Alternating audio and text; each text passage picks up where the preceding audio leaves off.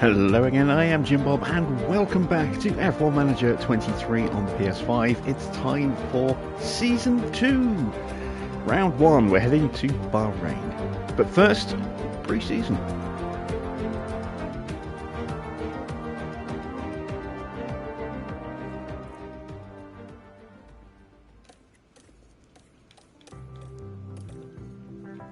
So, here we go. About to start into the beginning of the new season. We managed to win the World Drivers' Championship with Lewis Hamilton last year, and we have the option to switch teams. We're not going to, but I will demonstrate it for you. I did actually check to see whether I could go back to Mercedes or whether it would completely invalidate their offer. So if we go to switch team, you can see straight away Ferrari, my rating is too low by 1 point. I can't sign for Ferrari even if I wanted to, but I'm 1 point short on my manager rating to sign for Ferrari, and I think it's 900 I think for Red Bull. Yeah, so I'm a little way off Red Bull, but every other team can offer me a contract if I want to go there. So you can see here their season objective is to finish 4th, and to win the Constructors is the long-term championship objective. Alpine, same. Haas, 6th, and long-term is podiums. Same for McLaren. Williams is 7th and points contender. AlphaTauri is 6th. Wow. They must be really confident about their car. It does look like perhaps they've signed Danny Rick. Oh, and Schumacher. Oh, interesting. And yes, 6th and points contender. So that's an interesting lineup for AlphaTauri. And Alfa Romeo, 8th and podium contender in the long term. And you can see I only need a rating of 343 for them. Way above that. But we're going to stick with Mercedes for Season 2. So our season objective is to finish 2nd in the drivers. And our long-term objective is to win the Constructors. I believe our long-term objective is also our objective for this season. So let's return to Mercedes and accept their offer. Evening, Giorgio, Sasha, Victor, good to see you guys. Teo has joined the team and his rating has immediately gone up by a point to 79. Very nice. Right, welcome to the new season. Time to review this year's regulations, manage the season's engine, and negotiate new obligations with your sponsors. Let's see how much money we've got left over. We've got 27.8 mil to start. Now, a lot that's going to disappear in a minute, but let's go to our sponsor negotiation obligations. So merchandising is pretty piss poor. We are going to whack that all the way up. There we go. That's going to cost us a fair amount. You can see we're down to 13.3 mil already. Actually, that might be too much. Will I be able to afford my engines? Funding schedule, pre-season lump sum 21.3 mil. Is that still to come? I hope so. Race day factory events. Car parts manufacturing is paused on these days, and that is a real pain. So I'm actually going to drop that down. They're not really worth that much in the way of money. I'm going to drop that down to the lowest I can possibly go, which is 15. Factory events. Again, we're going to drop that down. Oh, we can't. It's minimum 20. Okay. Race hospitality, also minimum of 20. Memorabilia room events, will whack that all the way up. Race simulator events. How much are they worth?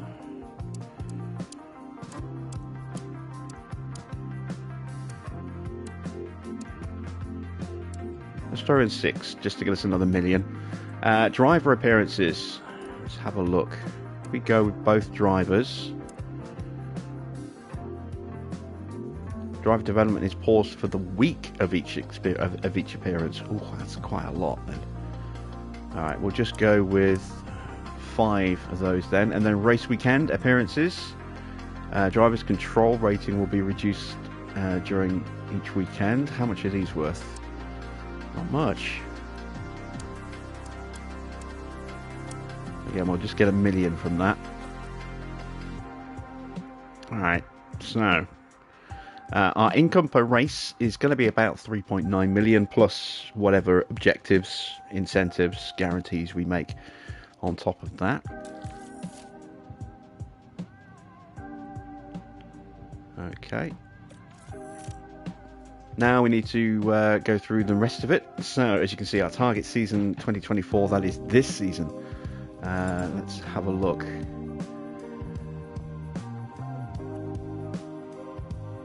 So yeah, we've got our 5 mil prize money, 21 mil from the sponsors, board payout of 8.1 mil, 28 grand from our facilities, that'll be from the tour centre, which totals 34.7 mil. We have already spent quite a lot. I really hope our engines are still going to be covered by this, or else we're in trouble. Right, regulation changes. We know that engine cooling is being affected. Looks like we have covered that with our research. We haven't come close to covering the effect of airflow in the middle, as you can see, but we have gained a bit in drag reduction on the chassis at any rate. Again, brake cooling, we've covered off the change there and actually managed to get a nice little net positive. Downforce levels have gone up thanks to research. Airflow sensitivity, again, we've mitigated some of the loss, but not a lot of it.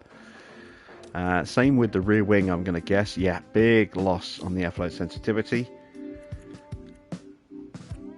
Maybe we haven't done enough when it came to research. We're seeing gains everywhere else, which is nice to see.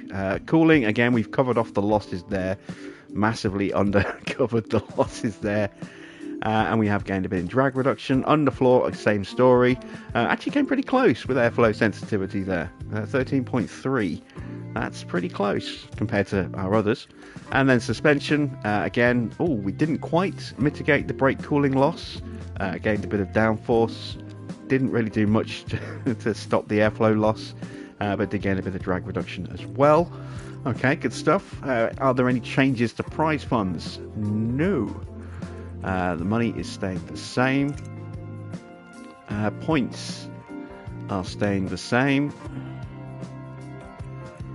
CFD testing limit is going up slightly. So we finished in second. So instead of getting 4.5 MAU hours, we're getting 4.8 per ATR.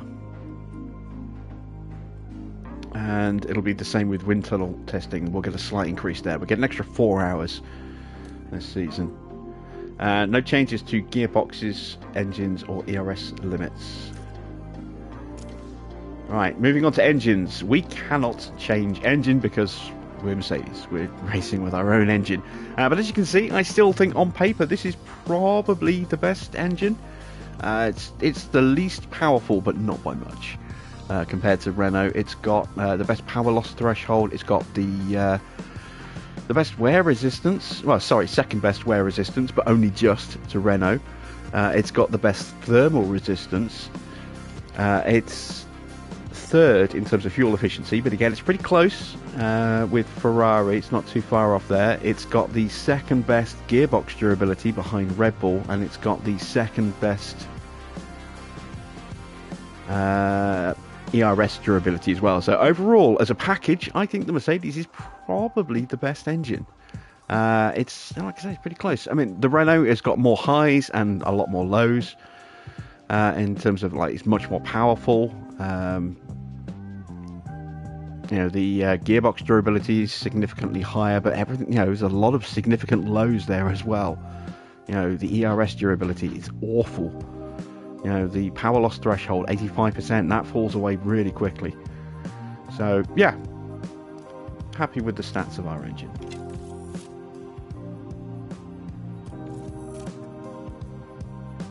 Okay, so we have got money left. That's good. Right, first day of a brand new season. Let's take a look at our inbox. So, first off is the internal car reports. It's not showing us the improvements over last year's car. That must be a visual bug, because we know there are some. Key staff, yep, nothing's changed. Well, we know the people have changed. We've got a new head of aero, we've got a new sporting director. Our engineers haven't changed. Our technical chief hasn't changed. Our drivers haven't changed. Pit crew performance. I expect you'll see a lower performance from the pit crew soon. Let's take a look. Again, it's not showing us how much they've dropped, so this is another visual bug that needs to be addressed with a patch. ATR allocations, well, we've just looked at those, so we can see what we're going to get each month. New ATR period starts today, so we can start immediately putting some new stuff on the car. Will I do 2 races like season 1? No, not tonight. We're just doing 1 race. We've got probably the next 40 minutes or so is going to be all building up towards Bahrain, and then we've got testing and quali, and then the race. So yeah, just 1 race tonight. Let's see. An auger. New regulations in effect. Yeah, we know about regulations. We looked at those earlier. Driver development updates. Let's have a look. George's defending has gone up. Why is it showing Mick? Mick doesn't drive for us anymore.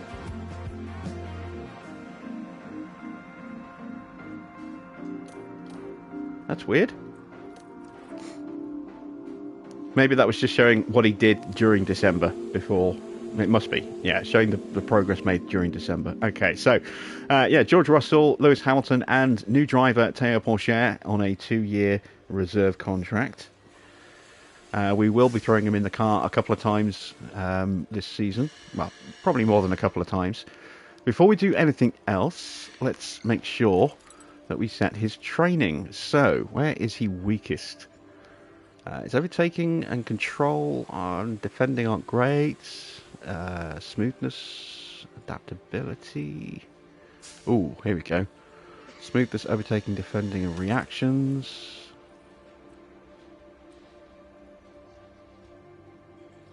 Yeah, we'll go with race strategy. I think that's probably the best one to go for with him. His pace stats are pretty good, as you can see. Good cornering, good braking, decent accuracy as well. So, yeah, if we work on his smoothness, his overtaking, his defending, and his reactions will get a nice little passive boost on that as well. Right, we also need to sort out Enrico's training and development. So, this guy is just a beast. As you can see, 99, 93, 96, 97, 93, 95, 99. Only one stat is below 90. This guy is just, awesome. So, we want to work on cooling, but we probably also want to work on airflow as well. So let's have a look at aero principles. That's airflow sensitivity. That's already maxed. Downforce is pretty high. Cooling. Okay, let's see if we can find something else. Maybe bodywork. Is there anything else that has cooling in it? Yes, here we go. And that's probably the one we're going to go for. The DRS is maxed, but the drag reduction needs more work than most other things, and the airflow management could also do with a bit of a tweak. So we'll go with airflow intake for Enrico Balbo, and we need to sort out Jonathan Wheatley's development as well. So again, this guy's a monster. 99 in processes, 88 leadership, 96 in aptitude, and 99 in training. So we're going to be focusing on improving aptitude and leadership if we can. There we go. Communication techniques. That's the one we want. Right, we've got this maximum number of engineers we can have, and the maximum number of scouts we can have. I don't remember upgrading to 4 scouts. Yes I do. Yes, okay. Let's have a look at facilities. So we have a problem with our design center in terms of its condition. Now this is something that's changed from last year. The design center never wore out last year, so this now does need to be refurbed from time to time. It's going to cost 4.4 million. I'm going to hang off on that for a little while. Our factory is going through an upgrade. We'll have that in 90 days time, so end of March, give or take. Staff facilities. Our team hub could get its final upgrade at 6.5 mil. I don't want to drop big money on that yet, because I want to make sure that we get the money to really work on our car for this season. I want the Constructors' Championship this year. Race Sim will need a refurb soon. Operational facilities, the Weather Centre, we're not going to touch that in terms of a refurb or an upgrade until March, because we won't even need it for Bahrain or for Jeddah. The first race where that might even come useful would be Melbourne, which is race 3. So yeah, we'll just leave that to rot for now. Memorabilia room, again, not too worried about morale at the moment. We're not trying to attract anyone to the team, so we don't have to worry about team attractiveness, so we're just going to let that rot for a bit as well. No point upgrading it now and then in 3 months' time having to refurb it again because it's hit the same point before the season's even started, so we'll leave it as it is. So let's go straight over to car development. So let's take a look at our car actually. Let's see where it stands on the grid compared to the rest of the field. We are 5th in speed, 15th in acceleration. So once again, we've got a car that's very draggy. Our cooling is appalling. Wow, how is our cooling suddenly so bad? We actually gained on our cooling against airflow. Or maybe the rest of the grid just didn't really bother and just focused on cooling. I don't know. That's weird to be that low down on the cooling. Okay, bit of work to do. Given that, let me have a look at James Allison. He's currently working on bodywork, which is chassis, side pods, and suspension. We're going to leave him on that because all 3 of those do have cooling elements. The chassis obviously is engine cooling, side pods is engine cooling, and suspension is brake cooling. So we'll leave him focusing on those. Let's go back to car analysis. Our downforce looks very good. 5th in the low speed, 1st in the medium, 3rd in the high speed, 1st in the dirty air tolerance. Again, we've still got that mighty DRS from last year. We are 1st in the DRS. Let's take a quick look at our main rival, which is obviously Red Bull. They are quicker than us. Let's see what those performance differences actually look like. So they're quicker than us by 0.01 kilometers per hour. So that's nothing at all. We do have a slight deficit in acceleration, about 0.5, 0.4 in terms of acceleration. Our DRS is about 3% better. We've got a minor advantage in low speeds and medium speed, slightly bigger advantage in high speed, and our dirty air is a little bit more significant, but again we're off in the cooling. But actually, yeah, looking at the figures, we're not that far away from them in brake and engine cooling compared to, you know, some of, you know, where we were at some points last season.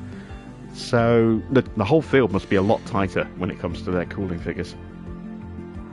How you doing, Alex? How you doing, Bakir? Good to see you. Right, so looking at that, we need to focus very heavily on cooling and see if we can boost our acceleration a bit as well. They are the 2 main areas that we are pretty weak going into the new season. So we'll start off throwing all of our hours into a brand new side pod. And let's see what kind of gains we can get from that. It doesn't look that substantial. Okay, we've got 63 days. So actually, I think I'm going to try and be a little bit clever here. What I'm going to do is I'm going to start working on boosting our performance a little bit.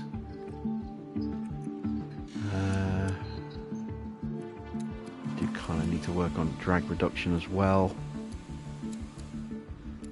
It's going to have to come at the expense of some downforce. Let's take some weight out of the side pods. And what we're going to do is we're going to go intense with just a basic package. And then when we get the intense in, this means that every part that we do after this will have a bigger boost going into it. So that's when we'll put the hours in. We'll get the intense up to get the expertise up a bit, and then we'll do a big hours package. So the question is now, how many engineers do I want to go with? I'm going to go with 2. It's going to take 32 days. We've got 53 days until secure.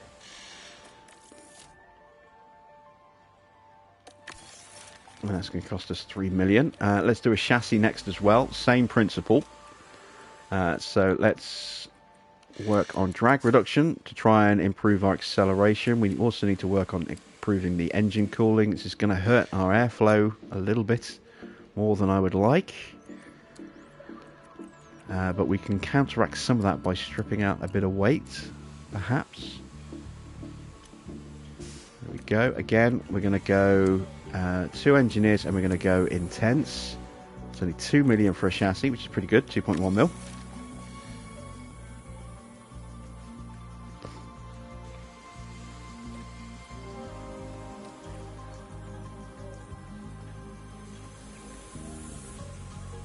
Drag don't matter in this game. No, I beg to differ.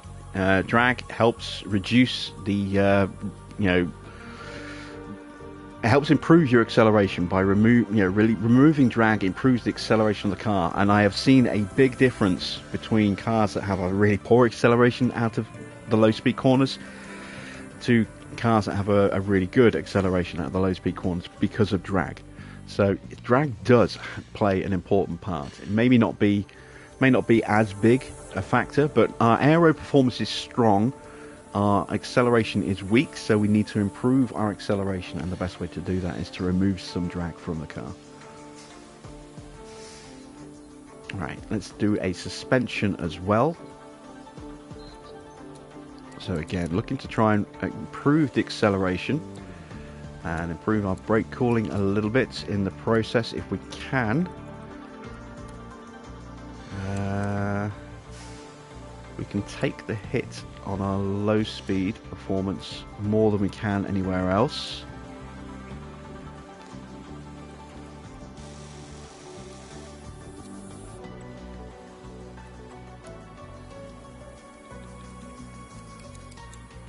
And again, we're going to go with a really lightweight suspension.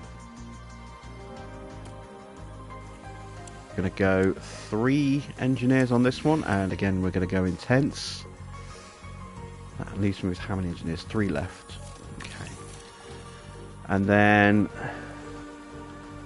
let's do a front wing as well. Hopefully we can afford an intense front wing. No, we can't. Okay, so I'm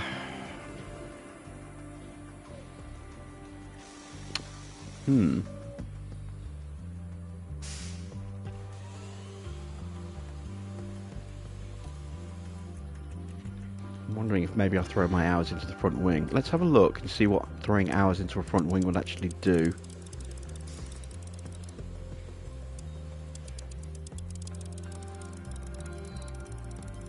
Not a huge amount.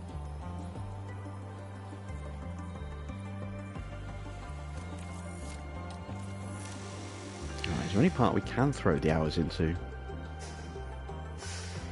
Maybe an underfloor?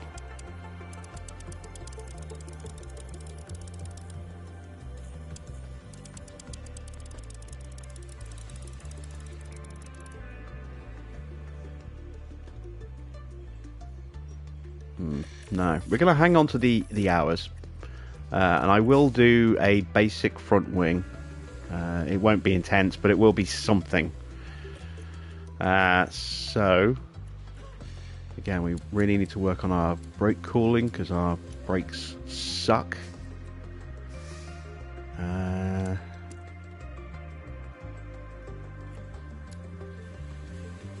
Give our high speed a little bit of a boost. Our dirty air tolerance is awesome, so we could possibly even take a little bit of that away.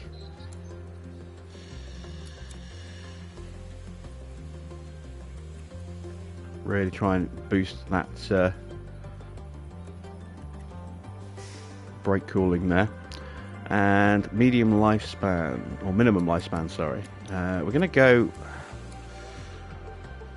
How extreme do I want to go? That's very extreme. I'm going to go down to there, I think.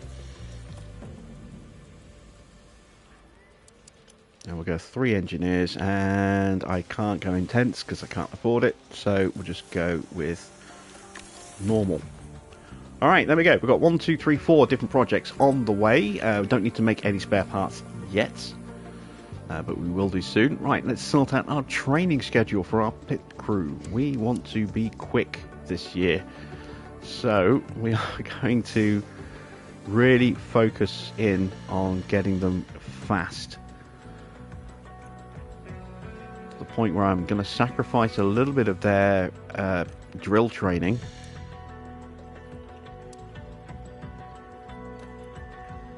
to make them quicker.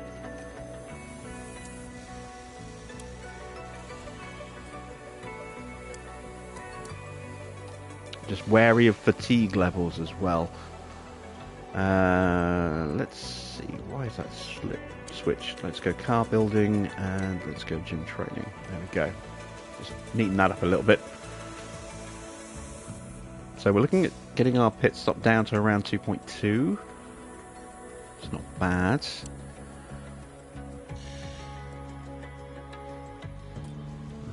Okay. We'll give them a little bit of time off. Don't want to burn them out too much. We need to work on new tyres on.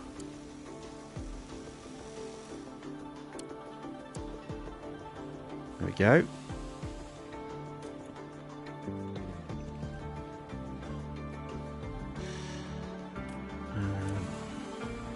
Maybe give them one more day of drills. And we'll go on car release. There we go.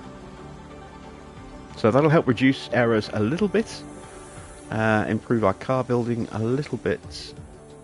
Might even take a little bit off the car building as well.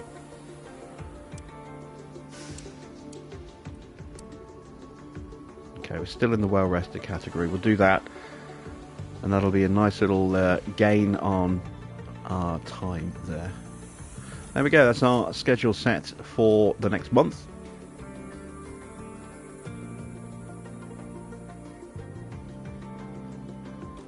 I think now we are ready to actually start advancing some time. Let's check, see whether the development has reset, and it's still wheel to wheel for George. Okay, let's have a look. Is there anything else that needs to be focused in on?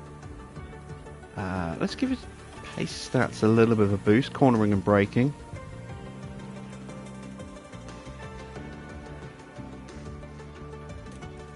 Let's have a look at Lewis. Lewis is unbalanced.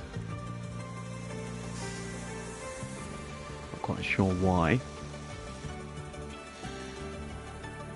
And it looks as though wet track is probably the way to go. Work on his smoothness, adaptability and accuracy.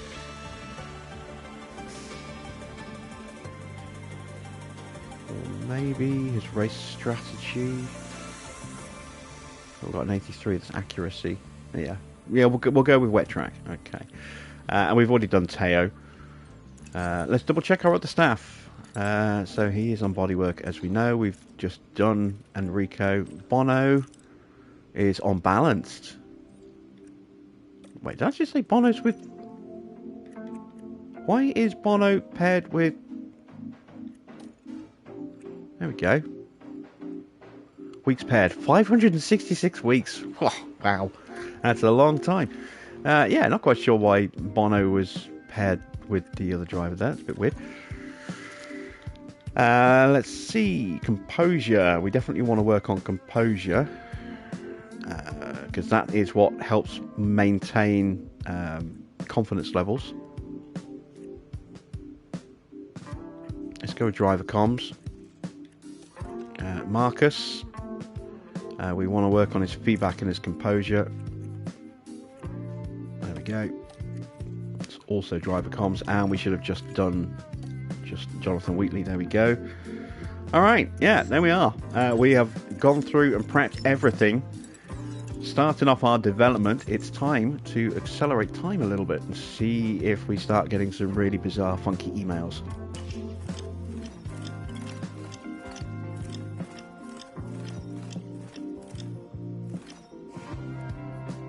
Okay, we've got something that requires a response. We've also got our team roster update, which I forgot to do. So let's have a look at our driver lineups for 2024. No change for the top two teams, Red Bull and Mercedes, in terms of their main driver lineups. But what about test drivers? Yes, Giovinazzi has left Ferrari and gone to Red Bull. Interesting.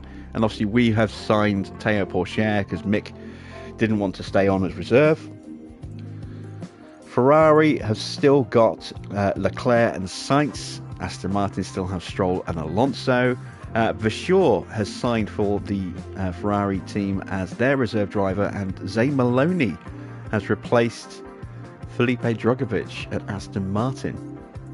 Alpine have Ocon and Gasly. Magnussen still have, Haas still have Magnussen and Hulkenberg, so we've got to watch out for being terrorised by them again this year. And Alex Palou has left McLaren and gone to Alpine. And Ayumu Iwasa has gone to Haas. Interesting. McLaren still have Piastri and Norris. Williams have Tsunoda alongside Alex Albon. Dennis Hauger has signed as their reserve driver, and Felipe Drugovich, having left Aston Martin, has gone to Mercedes. Okay, just a couple of teams left. AlphaTauri have Mick Schumacher and Daniel Ricciardo. Liam Lawson remains as their reserve driver. Alfa Romeo keep their driver lineup of Bottas and Zhou, and Jack Doohan has signed as their reserve. Some interesting little changes, less than I thought they would be, to be honest. Big changes at AlphaTauri, but not a huge amount apart from that. A little preview of the driver lineups in F2 and F3.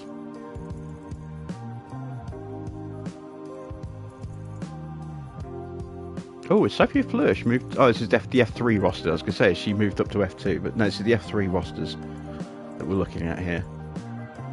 We have a potential new gen there in Mackenzie Creswell. Let's see. Oh, Johnny Edgar's at Prima. Did not expect that. Ollie Behrman has gone to Virtuosi alongside Fittipaldi. That's an interesting pairing. A Red Bull protege alongside a Ferrari protege.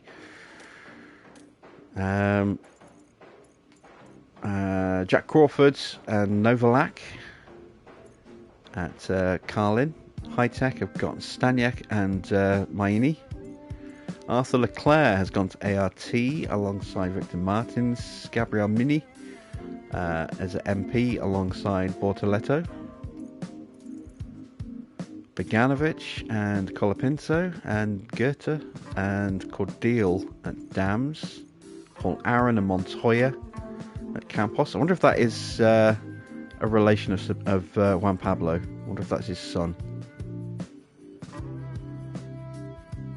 Brad Benavides and Leonardo Fonaroli at Van Amersfoort. And then Isaac and Freddie. That's going to be an interesting pairing at Trident. We have factory concerns. Ugh. Alright, let's shut it down. Every year we're going to get factory concerns. I can just feel it. That's going to be one of those things that keeps popping up a lot, I think. Our scouts are idle. No signs of structural damage, so we could have carried on, but it's best to, I think, not take the gamble, because it then means a longer shutdown and a bigger cost to fix if there is a fault. Is there anything I want my scouts to do right now? I suppose I'm going on the assumption that anything that my scouts uncover, I will still know if I move to another team, but they might not. This might be proprietary scout detail, scout knowledge that is only available if I stay at Mercedes. I don't know. We're going to scout the rest of the grids, start getting details on driver contracts, just in case this information does carry over, so that when we start a new season, start the new season at a new team, we might already have a bit of a head start in terms of info on what drivers' contracts are and when they're going to expire and what their salaries are. So there we go, so scouts allocated out. Our first design is done, that's our chassis. Let's go to manufacturing. Let's make 2 of those. I don't want to emergency those. Why is it asking me if I want to emergency them? Temporary shutdown. Still shut down. Alright.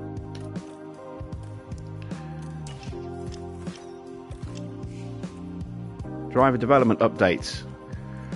So after a month of training, nothing happens with Lewis, and George's accuracy goes up by 1 point. What about Teo? Oh, big changes to Teo. His control goes up by a point, overtaking goes up by a point, and his reactions go up as well. New training schedule for the pit crew. Do we want to go balanced? Kind of want to keep pushing the time. Wary of overloading them with a bit too much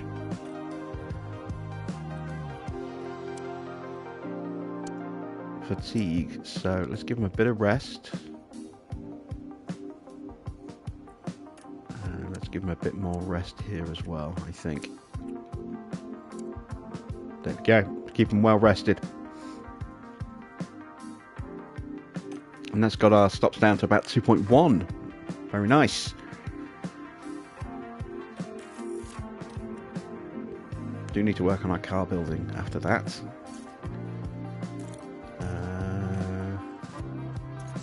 Right, is our factory still shut down? No, there we go, it's back up. So let's start building that chassis. Let's go with 2 chassis. There we go. We can start a new project. Side pods will be ready in a day. We got some more funds, we do.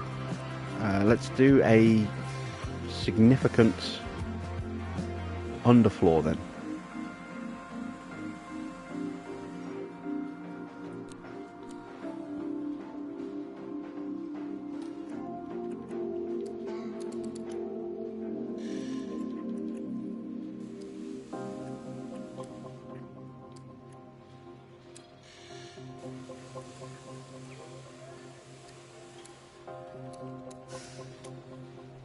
Okay. 2 engineers on that. We want to go intense. Let's get that started. We can always add more engineers to that in a moment, which I probably will do. That's the side pods done. Start manufacturing those.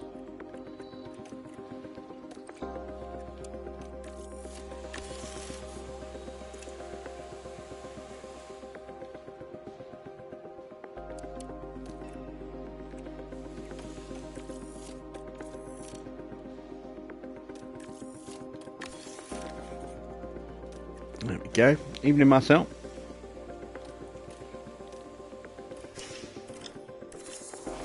There's our suspension. Let's go to manufacture.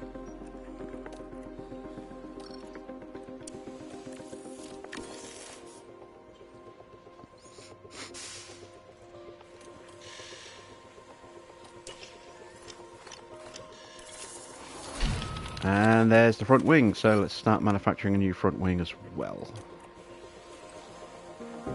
Oh, I'm out of money. Okay. Not building anything else.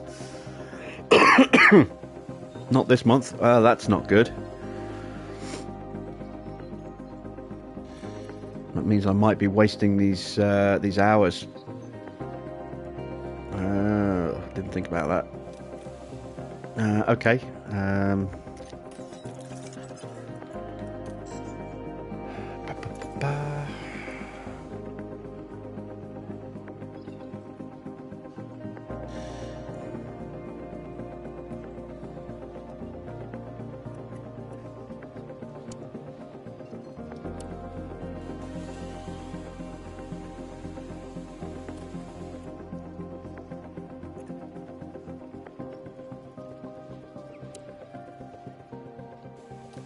Let's get about 450 grand.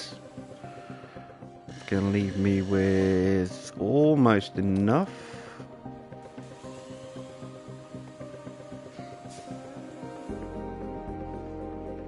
Okay.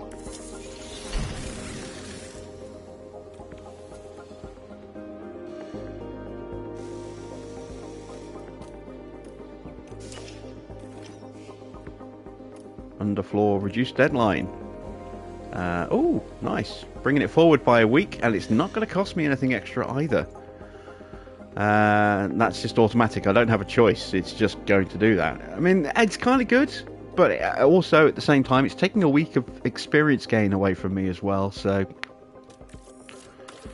bit of a mixed bag in that respect, but at least it didn't cost me any money to bring it in.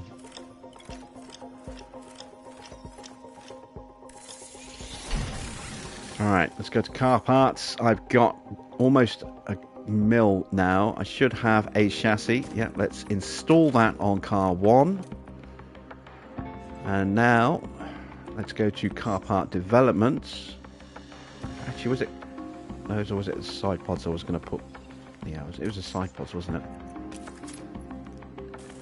So let's install the new side pod on George's car. We haven't started manufacturing those yet.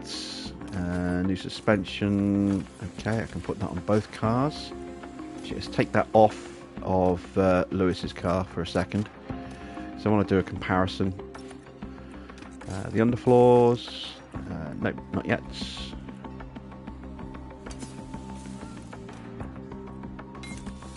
I don't think I've done a rear wing yet. Nope. So George has the new side pod and the new chassis. Excellent stuff. Let's go into development. Let's go to side pods, and before we lose them, because we've only got 14 days left, let's throw those hours in.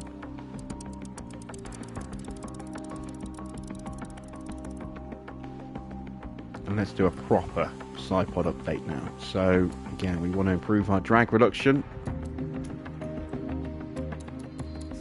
Engine cooling.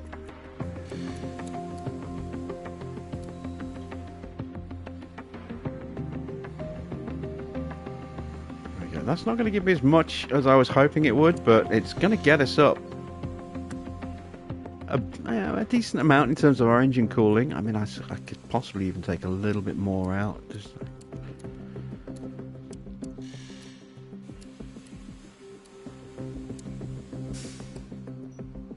go like that.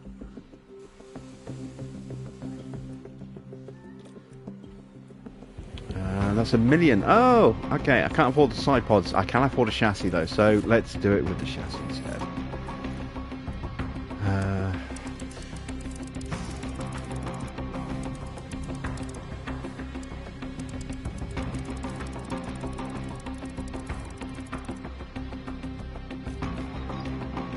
Okay, so we're going to get a nice big boost here. Go like that. Pop the minimum lifespan down. There we go. And let's go with. Let's see.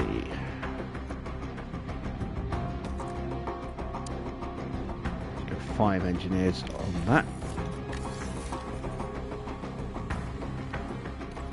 That leaves me with very little money, but is then enough to start a front wing in manufacturing. Let's have a look. Yes, just. There we go. Boom. We've got our first front wing in production. We will have some more money soon. But we're running have new parts for one of the cars at the start of the season, and we're going to give them to George because they're already on his car.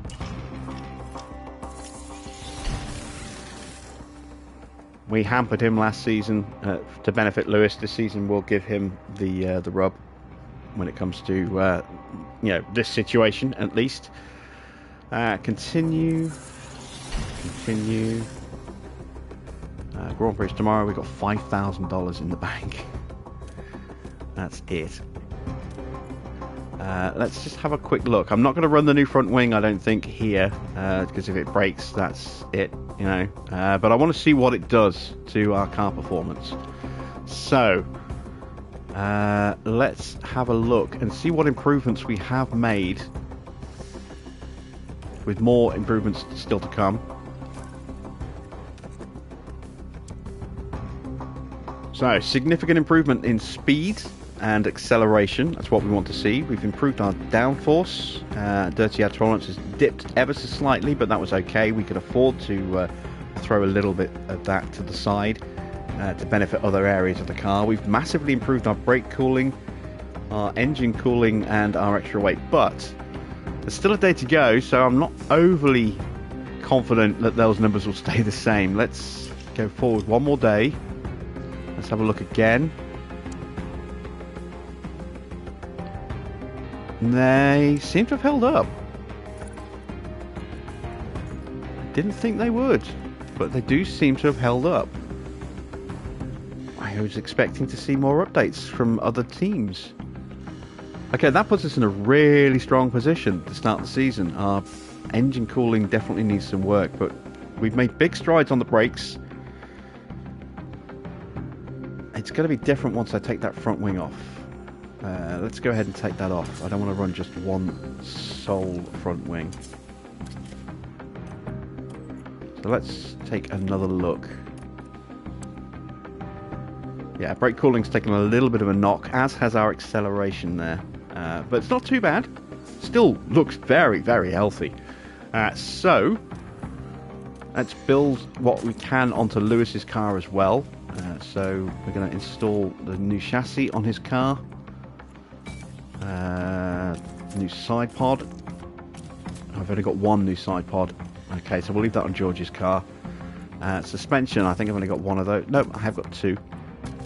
There we go.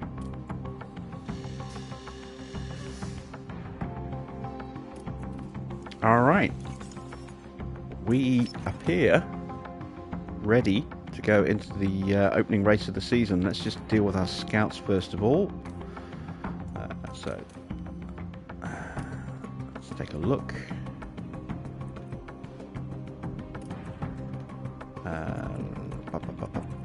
Start our scouts off.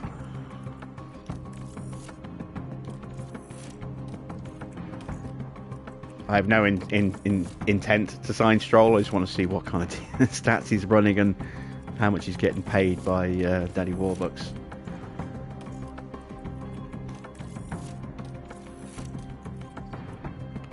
Okay, there we go. Scouts are allocated. Let's set our targets for our first race of 2024. The incentive is one car in Q2. That's pessimistic. I think we can get two in the top four and both into Q3. Finish position, two in the top four. So it expects us to qualify one car into Q2, but expects both of them to finish in the top four. Okay. Yeah, I think we can do that. We'll go for the fastest lap. Finish position streak, one in the top six for two races. That's not a very long streak. It's worth shuffle. Quali streak, let's go two in the top five for five races. We'll be a little bit more conservative because it's a streak and it's definitely something we want to make sure we can maintain because that's worth big money. There we go. Right, let's go to Bahrain.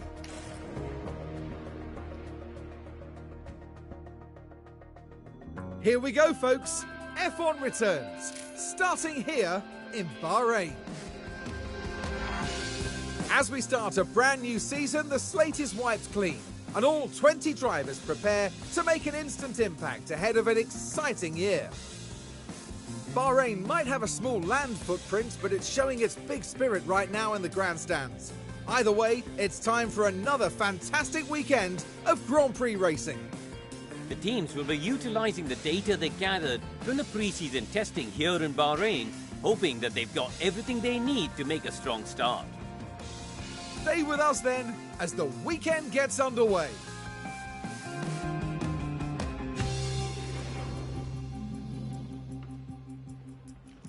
Okay, here we are then.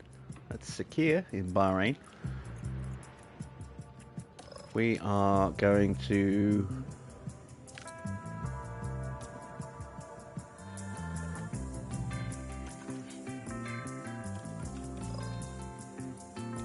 doing that weird glitch. We're putting Teo in the car. It doesn't show it, but the driver development means Teo's in the car. If I click off the screen and go back, there we go.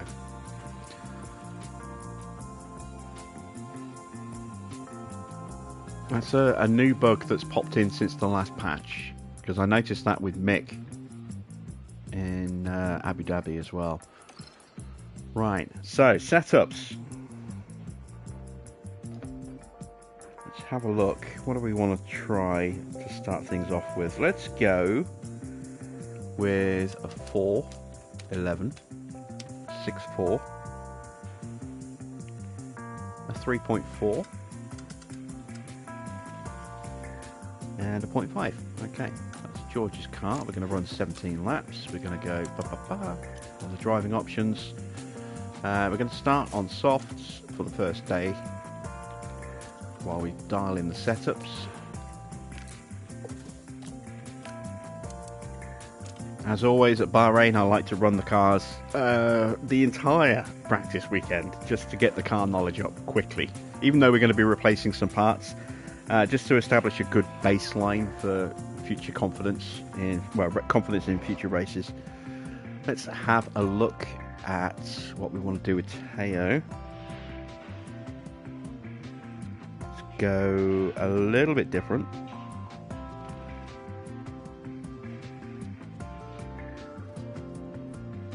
Let's go 4.5, 11, 5.5.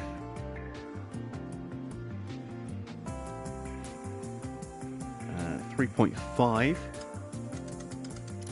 and a 0.75. There we go.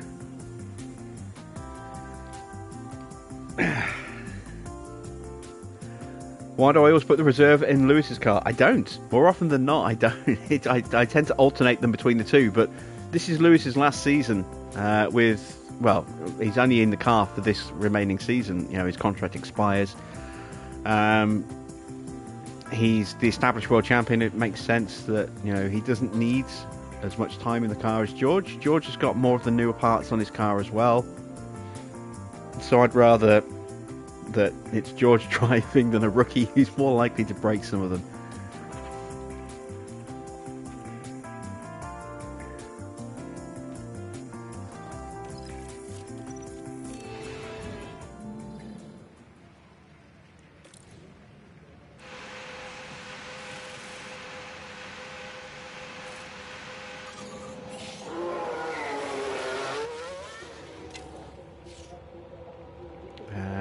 We are going to break cover.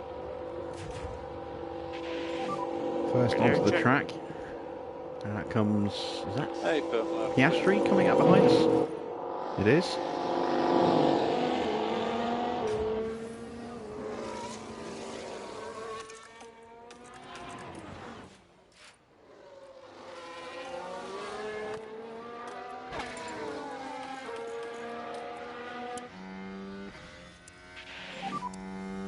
So you can see we've still got the yellow flashes on the car, but we do have the same Mercedes test driver helmet from last season. Because for some reason, while the cutscenes at the start of the game have different helmets, that's the only place you'll see them. And we do have a different number on the car, because that's Teo's number 48.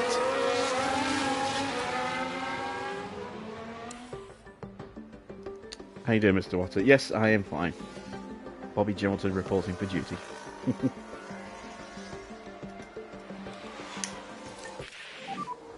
Carface temperature okay, right?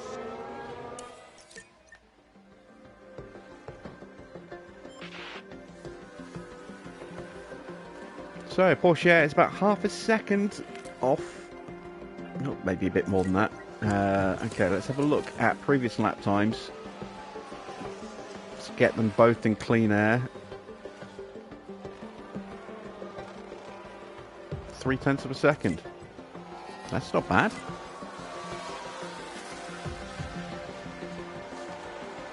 About 4/10, 3/4 of a second. That's not bad. For Porsche to be only 3/10 off Russell. I wonder if Hamilton doesn't re-sign again with Mercedes once we leave the team. I wonder if Porsche would take the seat. If we can have a balance check. Or if they bring in another driver. It'll be interesting to see. Right. 87% setup. That's okay. Balance check. 89 for George.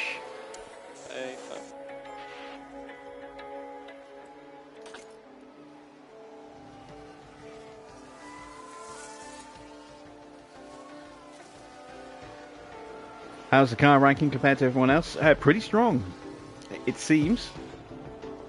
We're pretty quick, decent acceleration, thanks to some pre-season development. Very good downforce and dirty air performance, and we've improved our brake cooling as well, quite nicely. AMG cooling a little bit.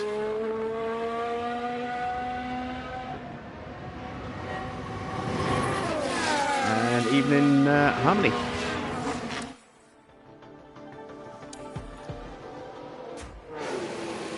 Alright, Russell into the garage. What needs to be changed? The roll bar. Let's go with a 5.5. So what was the setup we just put on Teo? Was it 4.5, 11.55? Actually, I'm going to go 5, 11, 5, 5, 3.45, and a 0.7. There we go. See how that goes. No updates to the bodywork. I have made some updates. I put on a new suspension, a new chassis, a new new side pod. I'm working on a new underfloor, and then I've got new front wings almost ready. I've only got one of them at the moment, so they'll be ready for Jeddah. And we're already working on another chassis update.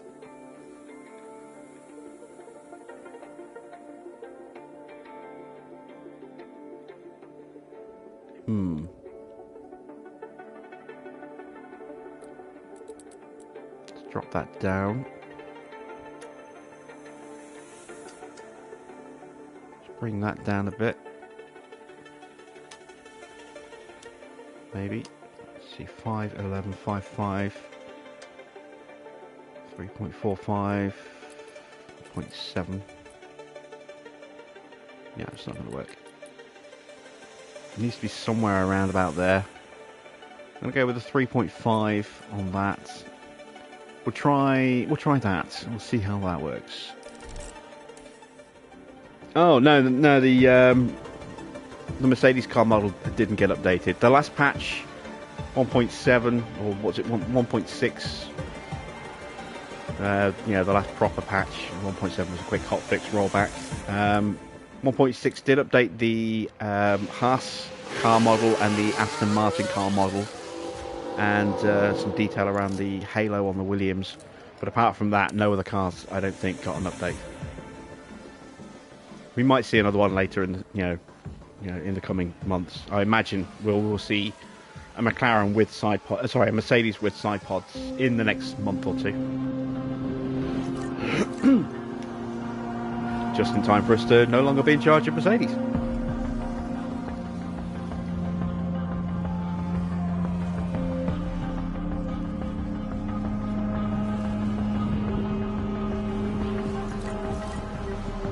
Oh, I didn't change the tyres.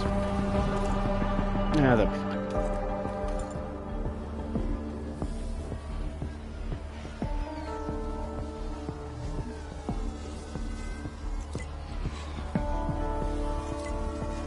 So no one else is running a reserve this weekend. It doesn't surprise me. First week of the season. doesn't, surprise me that no one else has put a reserve driver in. I want to keep an eye on it as well, and I want to see how often reserve drivers start popping in. I mean, it was barely at all in the last game. I want to see if they're a little bit more frequent this time around. I get the feeling they probably won't be. They might be just sticking to the designated young driver test weekends that are allocated in real life. I think Monza is one of them. Abu Dhabi, I think, is one of them, and I'm not sure where the other ones are.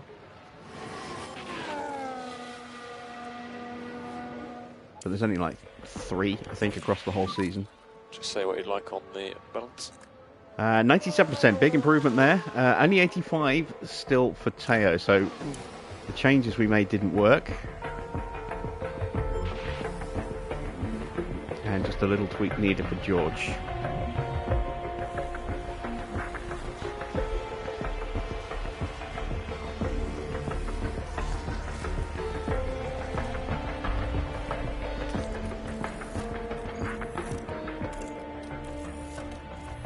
We want to keep them on track for as long as possible this weekend.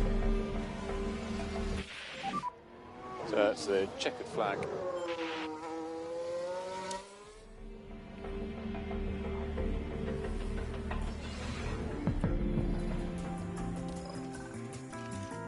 Okay, good run for Teo. Got some good experience there. That'll be Lewis back in the car, even though it doesn't show him. There we go. It's a weird little visual glitch. I don't know why it does that. Okay, so we just need to drop the front wing. So let's drop that to a 4.5. Let's push that back to a 3.5. And that might be all we need to do. We may possibly need to move the toe. We'll see after the first... Well, no, we'll see after he gets partway through this run. Compound for this, we're going to go with mediums. We're going to go 38 laps. Put that pace down. What's our wear rates looking like? Not great already. Mediums for Lewis. Again, we're going to go 38 laps and hope that we can keep him out for the full 38, but if we do need to pull him in, we will do. And let's see if we can sort out this setup. So, okay. We need to be probably about 4 on the front wing, I think.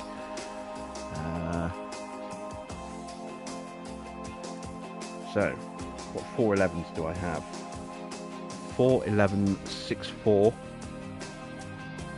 3.35,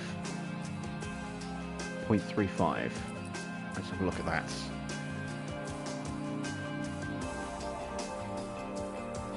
Yeah, I think that could work. Alright, practice 2.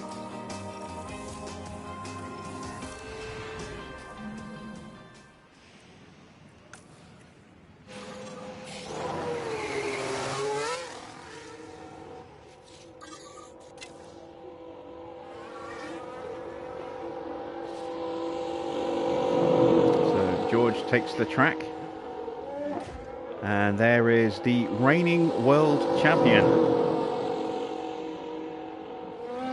Lewis famously declines to take the number 1 on his car, which is why it still shows number 44. He's only taken it on a brief handful of individual occasions, but he's never raced with the number 1 for a full season ever in Formula 1.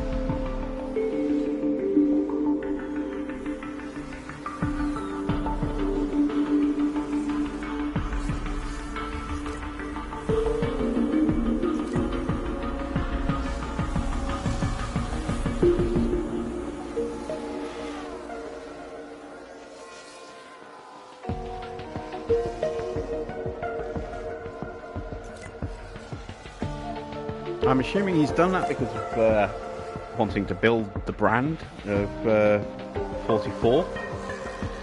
I'm not quite sure how I feel about him turning down the number 1.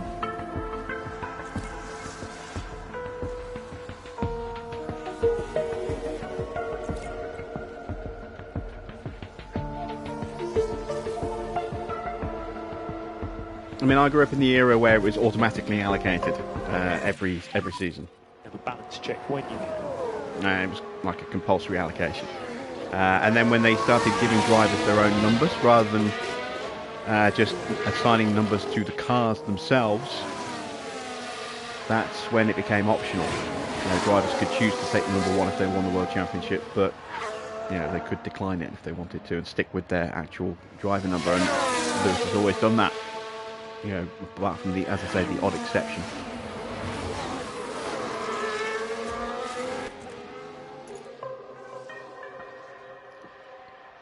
Well, that's what we like to see. Set up straight to 100. Good stuff. And we do need that one little click of toe for George.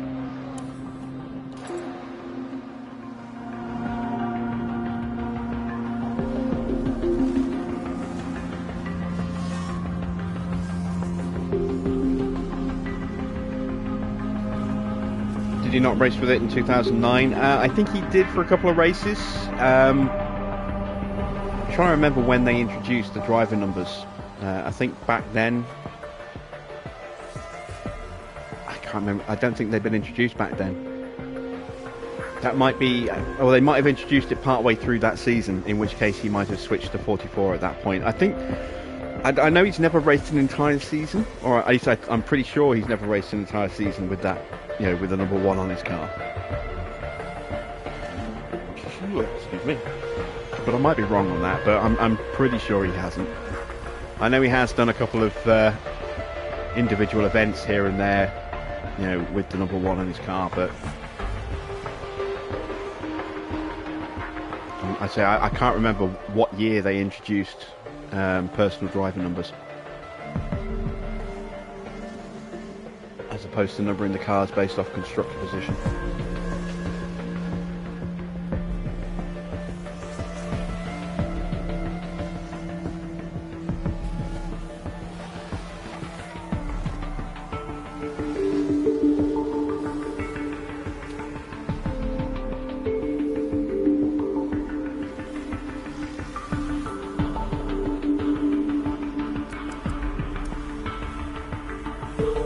Considering we're running the lowest pace settings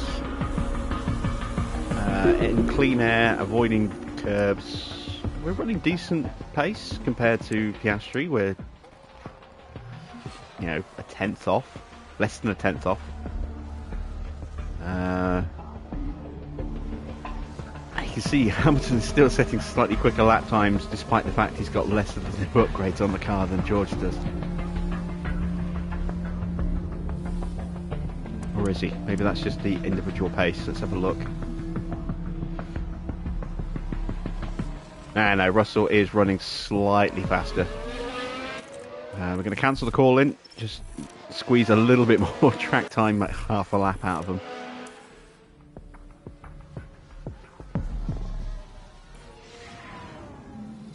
Why do I never push in practice? Because practice doesn't matter, It's simply about getting the car dialed in. Getting that setup nailed, getting your driver's confidence levels up. You don't need to be fast to do that, and it saves wear and tear on the engine. So by running at a lower pace and avoiding the curbs, you're putting less stress on the engine, so it's not having to work as hard. It's not raising up in temperature so much, so it doesn't overheat as often. By avoiding the curbs, you're not putting impact into the transmission and the ERS units, and they're not degrading as quickly.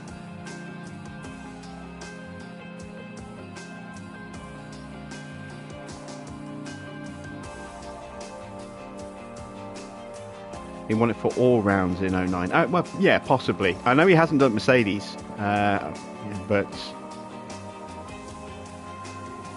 because 2010, 11, 12 and 13 was Vettel as champion. And then 2014, when they introduced that, Hamilton won it at Mercedes, but didn't run it. So maybe he did in 09. I'm not sure. Well, if they didn't have personalised numbers, he must have done in 09.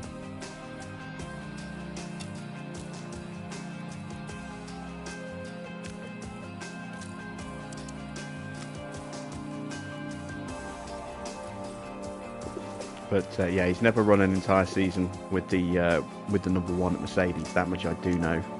Just the odd, special event here and there.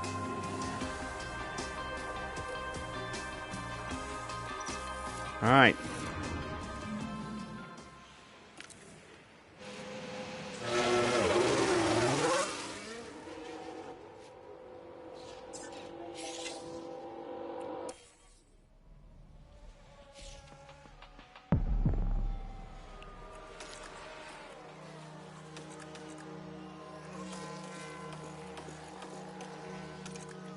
So this session, George has already got his setup pretty much maxed. It will be after another sort of 10 laps or so. He's already got max track knowledge. This is now all about building up car part knowledge. It only accounts for about 25% of the overall setup or overall prep for driver confidence, but it takes a long time to build up. So, and it only builds up during practice. It doesn't build up during quali or the race. So with a brand new car where we have no knowledge of any of the parts, I always run for as much as I can for every session in the first race of the season, just to get that knowledge up to at least 80-something%. Maybe if I can get it up to 90%, and then inevitably, when we start throwing on some of those rapid fire upgrades at the start of a season, that will then keep fluctuating down, and but it means there's less work to do to get it back up towards the top for contributing towards the driver's preparation going into qualifying in the race. What's my favourite era of F1? I'd probably say, it's just because the era I grew up watching. I've got to say the Senna-Mansell era.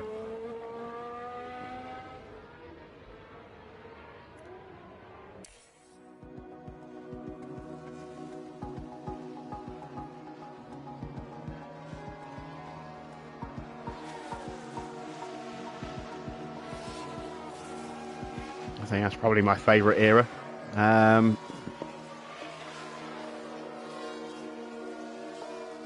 The Schumacher-Ferrari era was kind of cool. At times there were some dodginess in it, but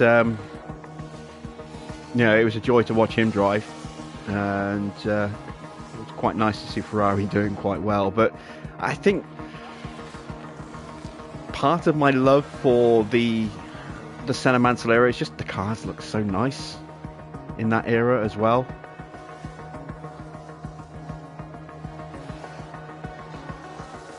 They still look gorgeous, those cars today, whereas you look at some of the cars from the late 2000s and they look hideous.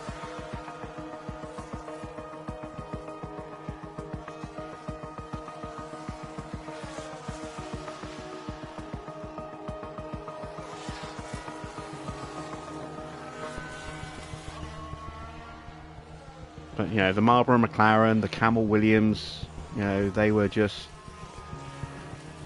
iconic cars. They looked gorgeous, had really nice liveries, had fantastic drivers behind the wheel, had some amazing battling going on track.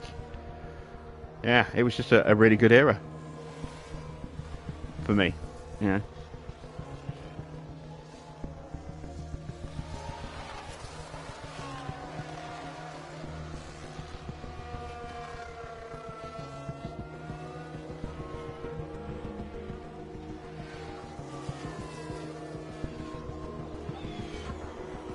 I mean, some of the liveries in the later cars were nice, but the cars themselves, too many extra fins here and there, and aero devices and side plates, and weird noses, and yeah, no, they looked overly cumbersome and didn't look clean. I mean, these new cars, they look clean in comparison to the cars from the late 2000s and say even 10 years ago. I mean, those horrible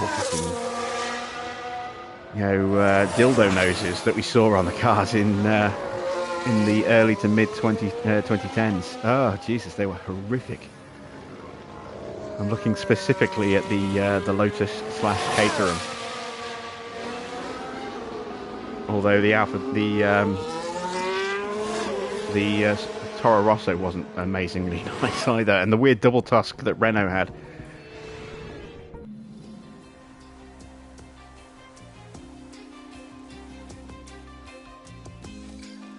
Right, there we go. Our drivers are prepped. We've got 83% car knowledge. That's not bad.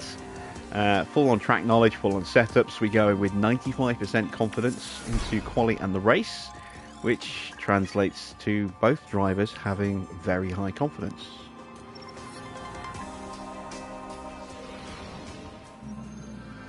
Welcome everyone to qualifying. This should be a good one. Remember, we lose the slowest 5 drivers at the end of Q1, another 5 at the end of Q2, and Q3 will set the top 10 positions.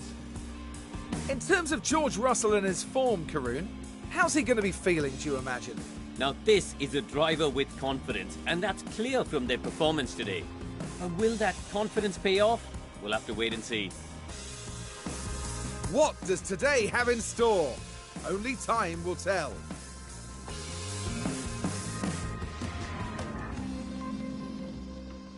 So this is going to be our first real test of just how good our car is this season. We haven't run it in anger yet.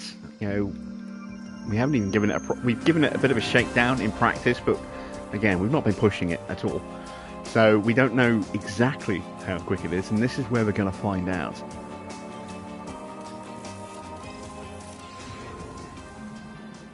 Let's send out Russell first.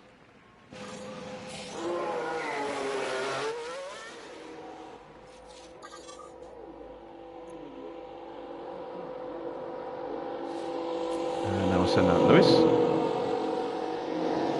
The F duct was a funny creation. There have been all sorts of little weird, ingenious, little creations that have appeared in F1 over the years. I mean, the Williams, the 92 Williams, famously had active suspension that was groundbreaking and was shortly after made illegal. Ferrari in 1989 introduced semi-automatic gearboxes. And it was quick. It was just brutally unreliable. But in 1990, it took Prost to within a hair of winning the World Championship.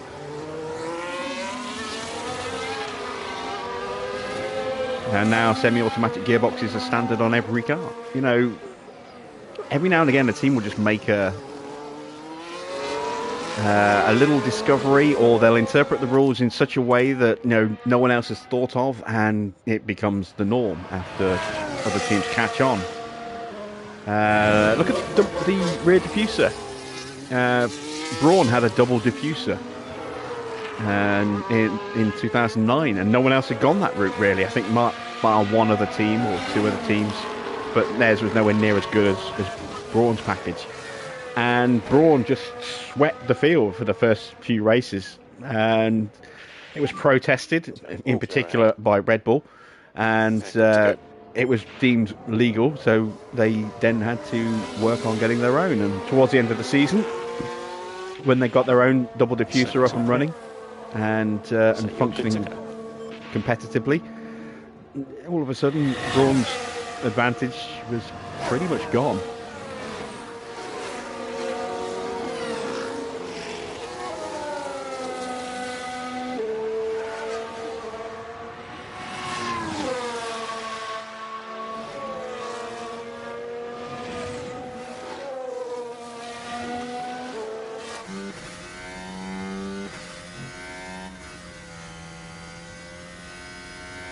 So this is the first flying lap of the 2024 season by any driver. And George is purple in the first, slightly quicker than Lewis.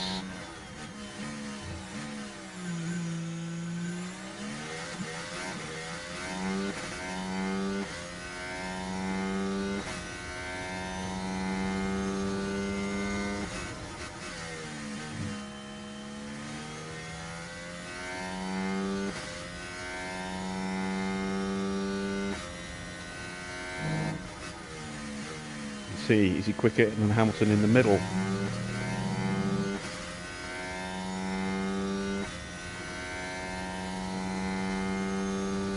Yes, he is.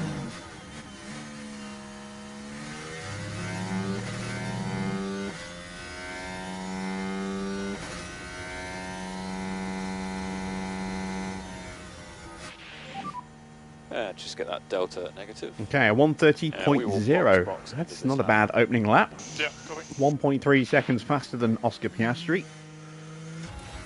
Hamilton 0.3 slower. Stay tight on that delta. Box, and cool the car. And that should be enough to get us through to the next round. Let's see how everyone else goes. Now we can see what happened. Right, let's follow the action now at turn 7. Oh, And very that won't wide for help their Gasly. chances. Perhaps a little lapse in...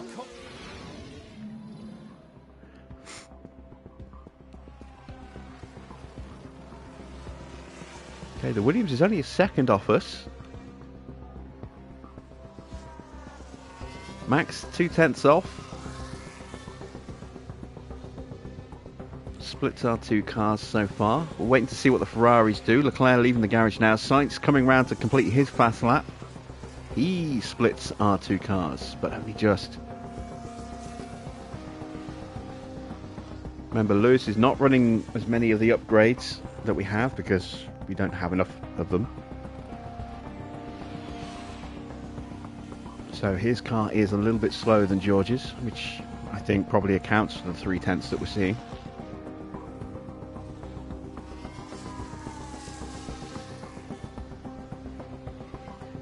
Given that Hamilton is generally about 1/10 to 2/10 quicker than Russell, or at least he was last season, in the end, towards the end of the season, means the upgrades are probably worth 4, maybe 0.5.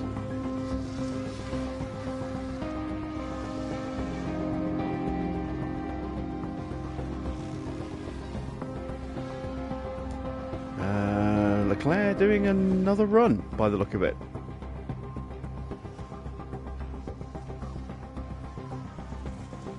So he's currently in 6th place, just behind Lewis, just 0.002 behind Lewis. What does he do across the line? He's got some traffic, might not improve. Doesn't improve. Hi Toby. Evening Saada. Thank you for the sub. Hope you enjoy Season 2. All of Season 1 is still available, so you can go back and watch our progress and see how we did. It was a season that had some dizzying highs towards the end, a few potential highs, and some devastating lows at points as well. But yeah, the second half of the season really started clicking for us.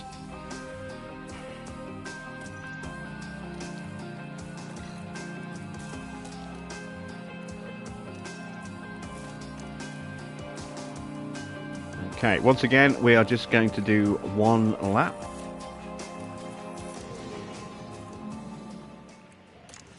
We'll send Hamilton out first this time. Oh, and Perez dives out right behind him.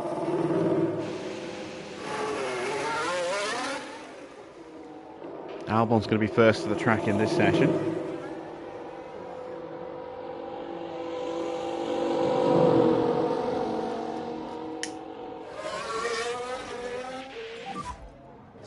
Normal.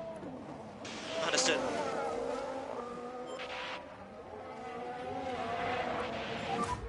We'll focus on the brakes a bit. Sorry.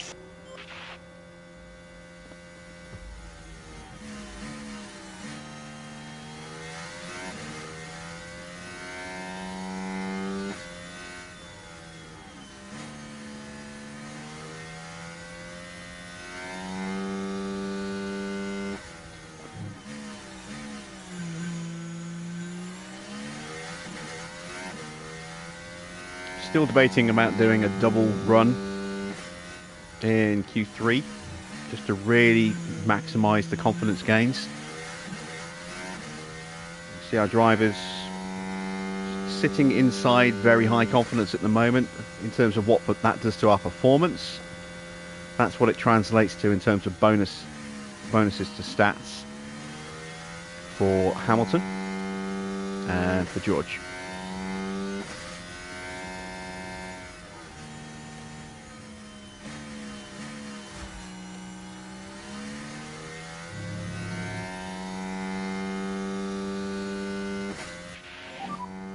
And circuit's all clear. So what I might well do is do 2 laps on these tyres at the start of Q3 and then dive in for a brand new set of softs and do 1 run, Good to go. 1 lap on those tyres at the end of the session.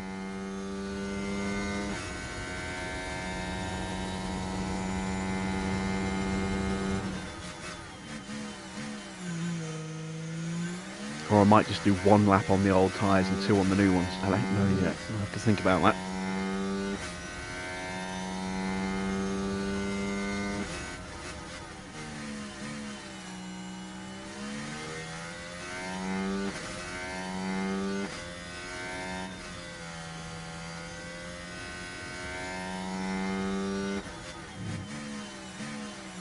So Lewis is faster than Perez, but Russell is faster than Lewis.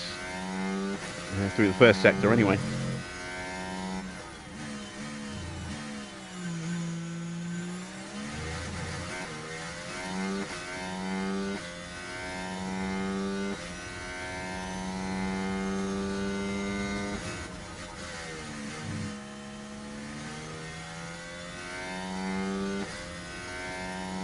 Coming up to the second sector split. Lewis goes purple.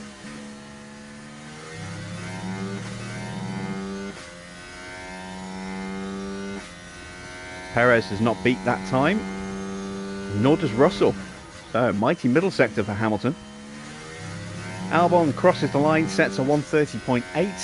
We're going to beat that comfortably. 130.1. Get the delta negative. Perez So half a box, second box, slower. and call the What about car. Russell? Yep. Goes 200ths faster. Follow the dash. Lewis purple in the final sector, so it's just that first sector for Russell. The only difference there, or the difference maker. And as I iterated in the last session of qualifying, don't forget, Russell is running more of the new parts on the car than Hamilton, so you know he should theoretically be quicker.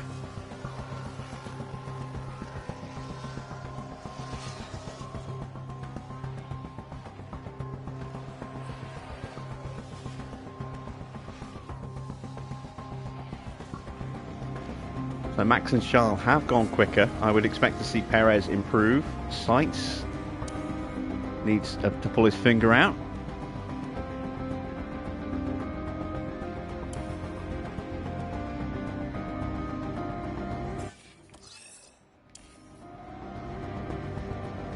Max, the first man under 129s.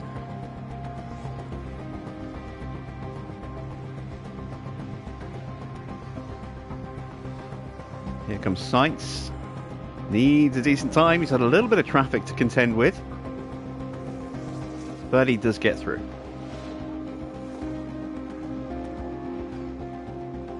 Any big casualties so far?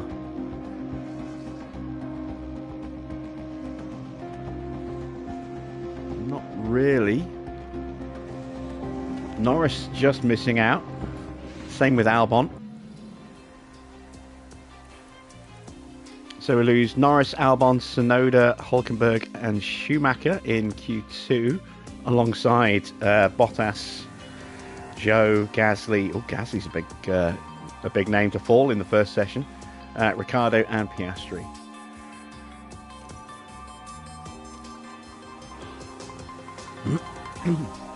Okay, what are these tyres looking like?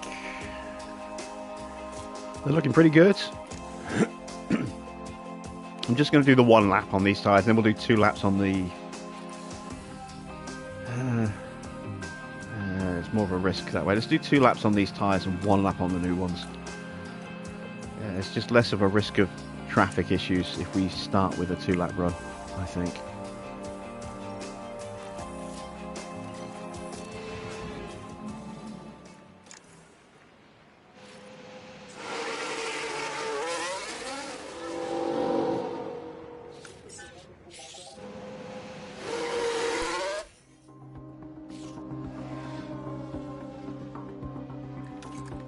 So we're looking to build a baseline of confidence. We're going to be running scrub tyres, which won't be as quick. Interestingly enough, you can see Sainz, Magnussen, Ocon also running scrubs, but tyres that have only done 1 lap. The others yet to go out. Or say 1 lap, 1 run. We've done 2 on these tyres. It looks like everyone's going out on used tyres for the first run. The only difference is we're going to do 2 laps and they're only going to do 1.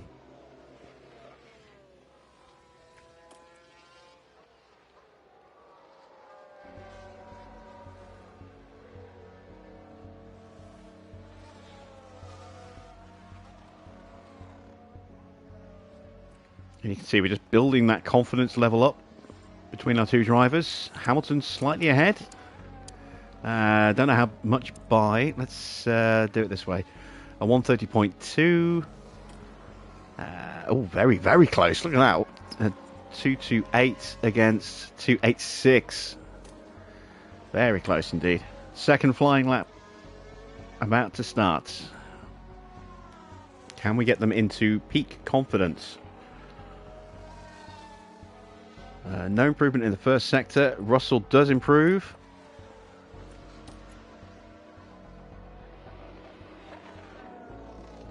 Hamilton improves in the middle. Russell doesn't. Hamilton gets up to peak confidence. Let's call the car and we'll box. Understood. Russell does not. In fact, I don't know if Russell improved. He did slightly.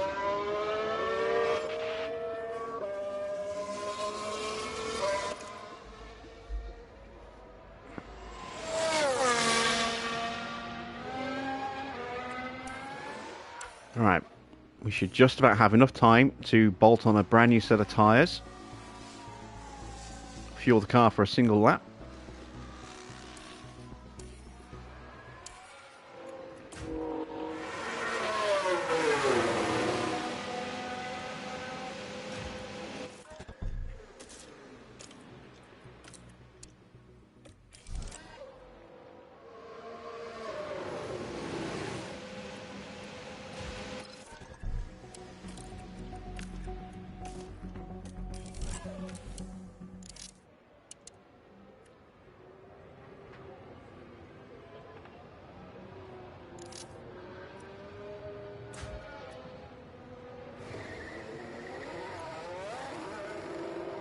There goes Checo.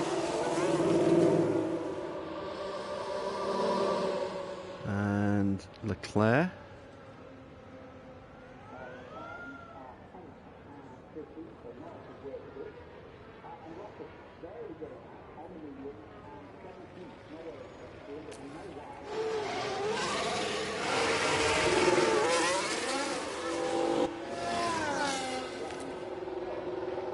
And here go our drivers. So, we're going to ride on board with Hamilton as he is the reigning world champion. Let's see if he can start his defence with a pole. He does have a higher confidence level going into this final run than George, and that can mean all the difference. So, that is what George's stats look like. Be careful with the warm-up.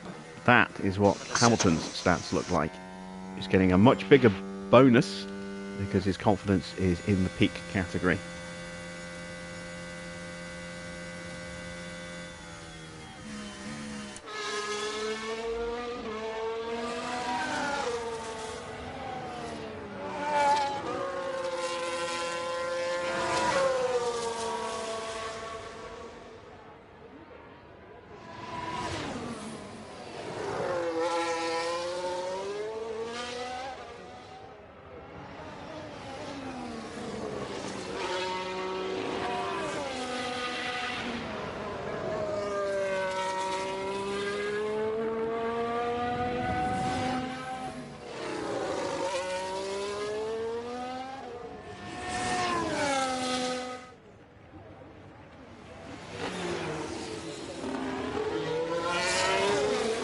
So Alonso moves up to 4th, having completed his flying lap.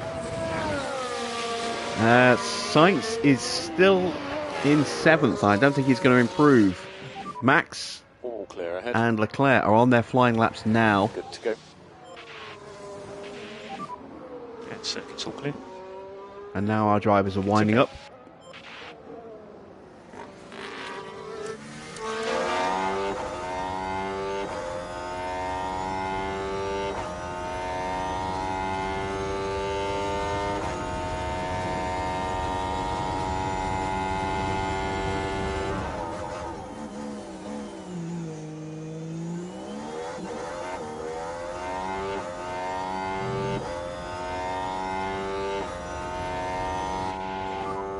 Yeah, you've taken the checkered flag.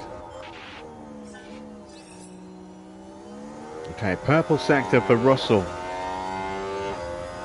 Lewis does not improve.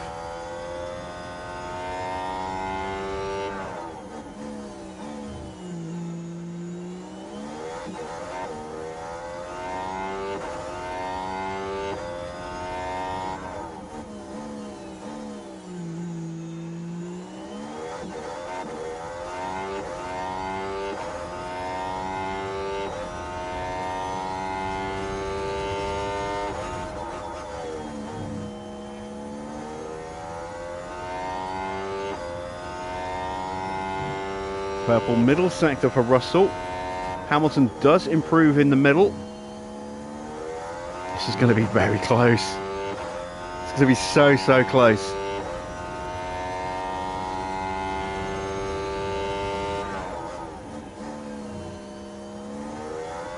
George crosses the line and takes pole position. Can he hold it, or can Russell take it? Oh, sorry, can Hamilton take it? He can't. He does not improve.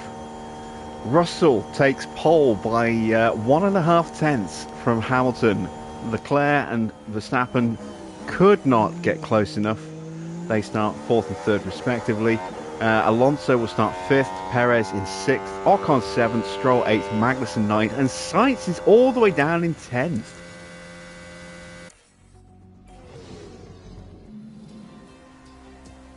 What happened to the Ferrari of Sainz there? Edged out by Magnussen by 0.02 of a second. That's very close. But yeah, disappointing. He actually got slower in every session. Look, he was a 130.3, then a 130.4 in Q2, and a 130.5 in Q3. Not a good afternoon's work for Carlos there. It's race day with the teams and drivers ready and raring to go. Bahrain has seen some of the most dramatic races in F1, like Sergio Perez's incredible 2020 victory, surging ahead from being last on the opening lap. The weather is beautifully clear tonight, which is one less problem for the teams to face. Of course, that doesn't take anything away from the unpredictability of this race. But which team has perfected the strategy that will see them prevail here at the Bahrain Grand Prix?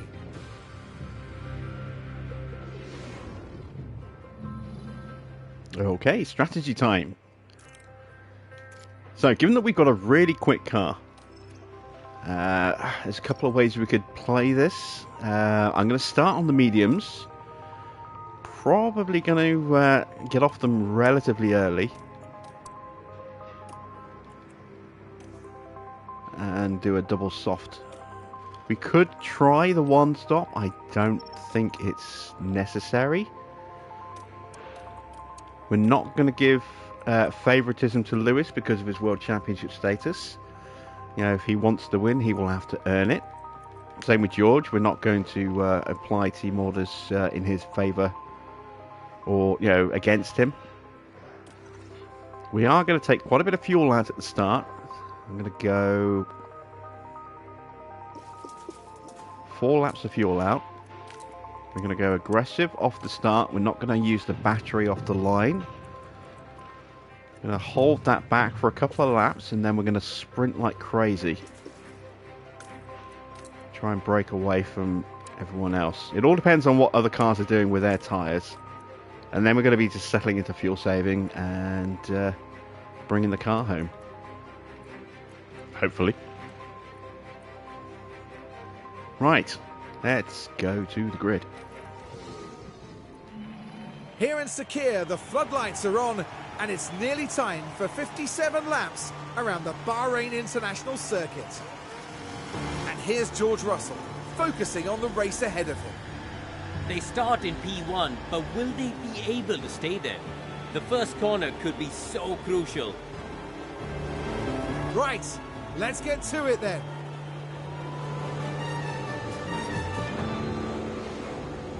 Here we go with the Bahrain Grand Prix.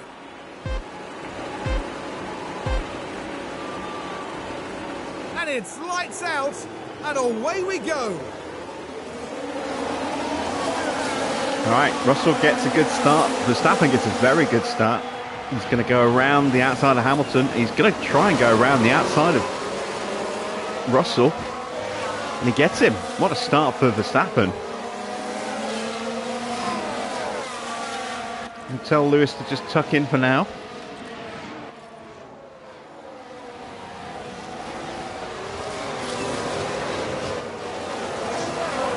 These opening couple of laps are crucial in terms of holding position and just staying in Verstappen's slipstream.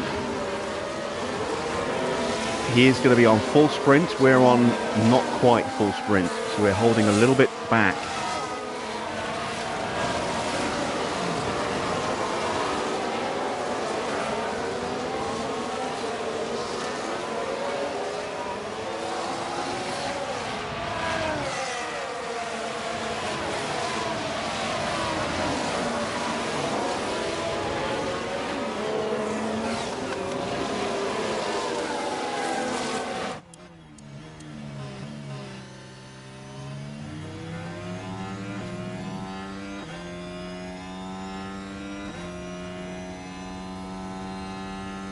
Oh, Leclerc has made a move on Hamilton.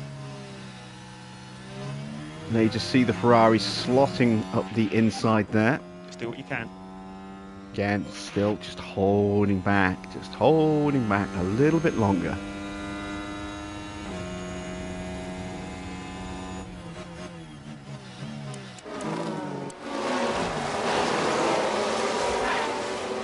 Russell gets passed by Perez. Sorry, Hamilton gets passed by Perez as well.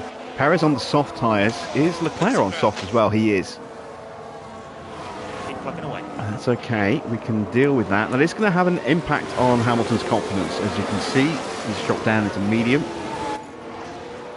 Russell a little bit lower because he did get passed by Max, but holding steady at the moment. And now we're going to sprint. Let's push and get past him. Just close up.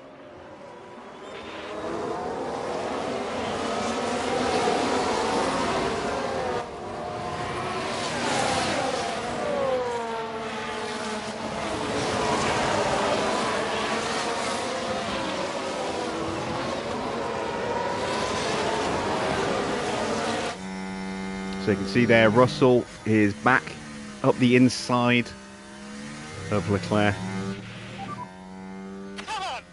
And he's very happy about it. Right then, we can take a look now. It was George Russell involved. The gap opens up for them. And that's second place now.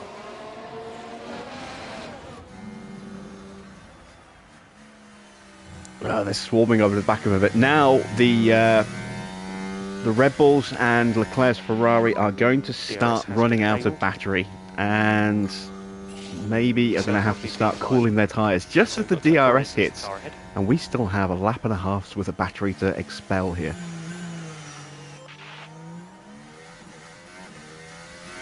So you'll see George will start to scamper away from Leclerc. He's already back into DRS range and closing quickly on Verstappen. We are already straight on the back of Perez,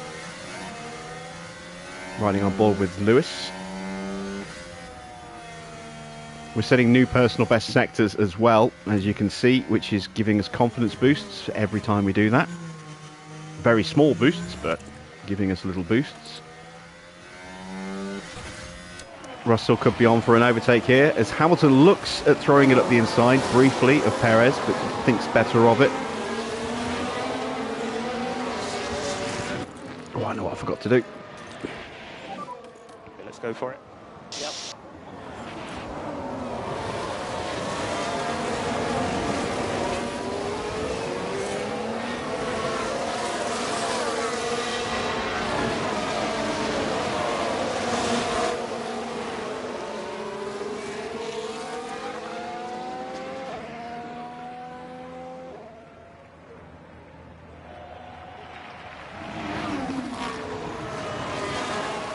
So we should get a nice little slingshot here on Verstappen. Here we go, and we've still got battery to spare, and Hamilton has already got past Perez and is going past Leclerc as well. He's going to get two of them on the same straight here. Up the inside, beautiful move. Nice job. And that's Hamilton way up in the high confidence, and potentially with a run now on Max as well. There's a little whoop for Farah, who is no longer with us. He is bowed out. P3.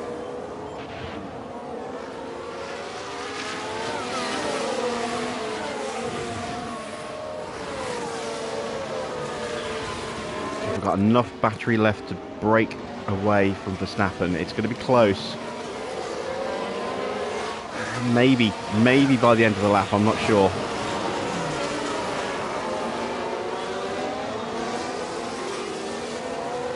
And there you see Hamilton with the last bit of battery trying to get it alongside Verstappen. Can't quite manage it, so let's start to calm things down a bit. We do just have the 1 second window, but we have no battery left. Low battery at the moment. Going to keep pushing. We don't want Verstappen to get it. We've got a crash. Gasly has hit something or someone. Just work on getting that pack back up. He's hit someone. We've had a big crash here. He's had a collision with... is that Joe? Or was that Bottas? I think that's Joe. You turned in on him. That's what happened, Pierre. That's why he got a penalty.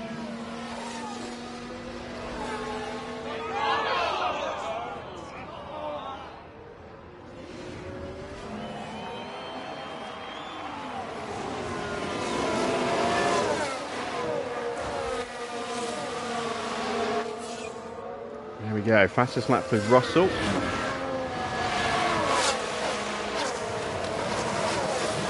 Couldn't break away, but we'll charge up and we'll go again.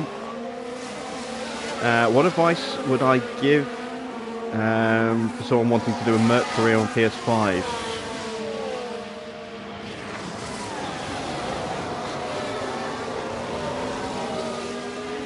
Well, it'll be a little easier for you than it was for me because they've reworked, as of the most recent patch, they've reworked the starting targets for Mercedes. So it is third in the first season rather than second, and then the long term is I think 2025 for the constructors rather than 2024.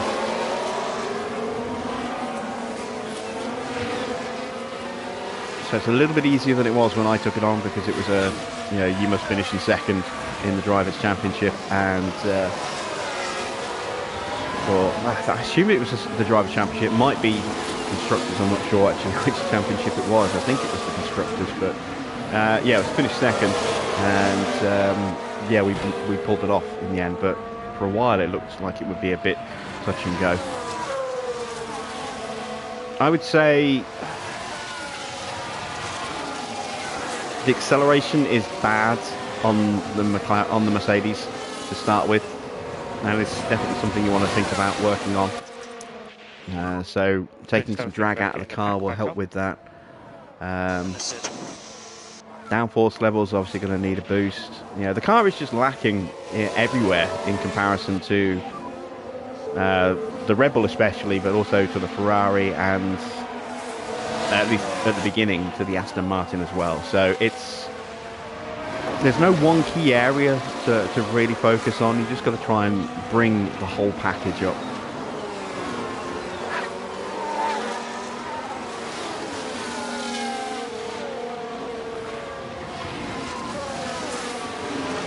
But I'd say there's no magic bullet. You know,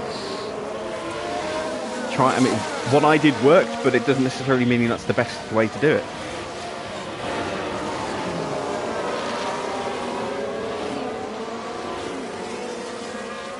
And we ran ourselves right up against the cost cap as well. We had about, what, $100,000 left at the end of the season.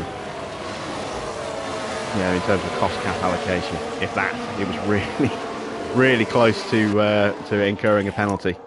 A big fine and a huge loss of confidence from the board.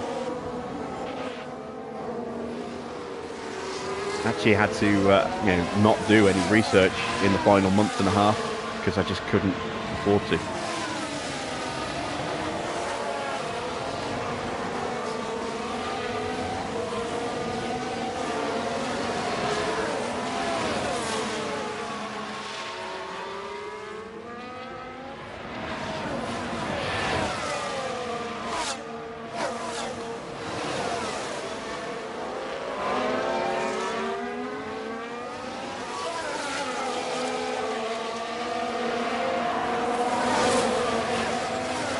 Better start saving some fuel. And just long way to go. Lift and coast. And that's a lot of fuel to save.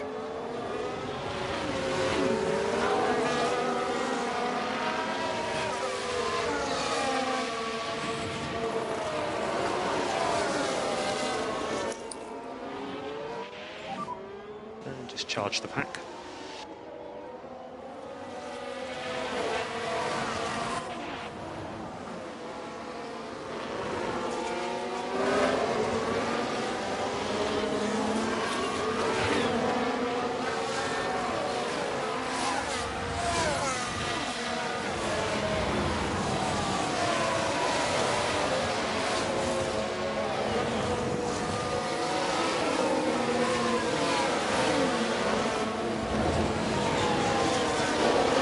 I've spoiled a few things. Well, unfortunately, there's no way around that. Unfortunately, obviously this is a continuing series, so we are going to obviously reference what's happened before. But I haven't gone into anything too specific, so you know, you can still watch and see what the results were, and whether they were, you know, comfortable or close, hard fought or easy, where the big highs were, where the big lows were. I haven't really given away too much of that, I don't think, or at least not tonight anyway. So yeah, no doubt more of that will kind of get, you know, drawn upon as we go through.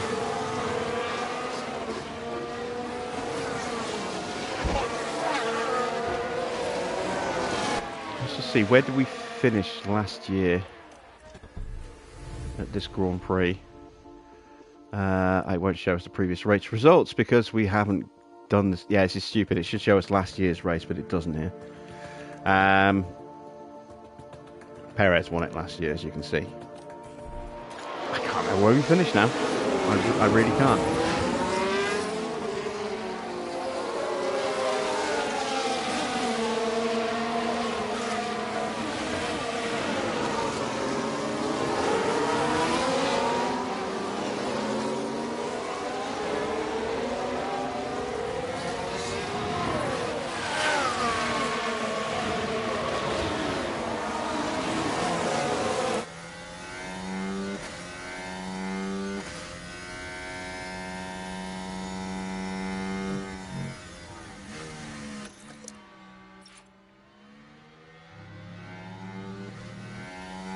Battery is nicely charged.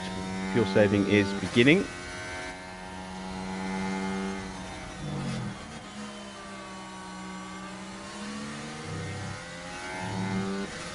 How broken is the Red Bull in Season 1 in terms of cars, staff and drivers?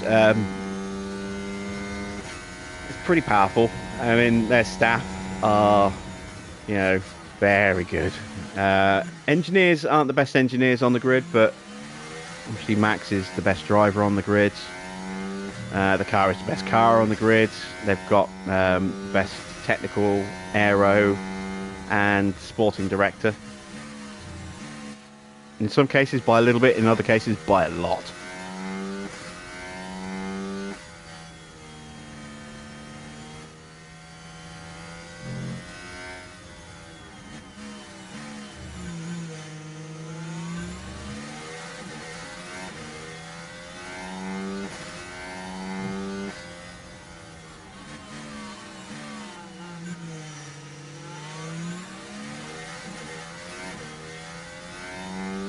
When am I going to let them fight? Probably after the first round of pit stops.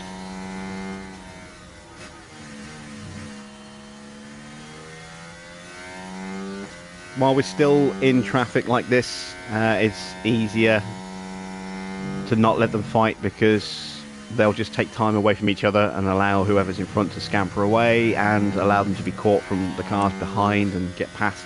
Yeah. Getting ready to have another crack at them in a second.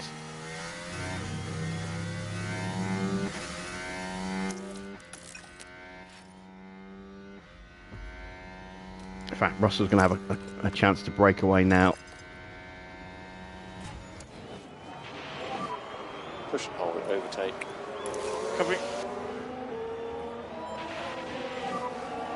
So no need to charge the pack.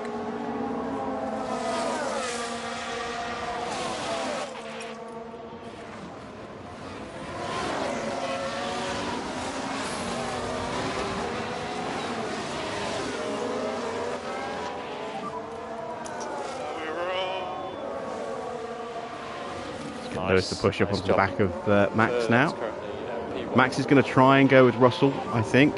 Use the overtake. Maybe, maybe not. Yeah, he might just try and come back at him in a bit.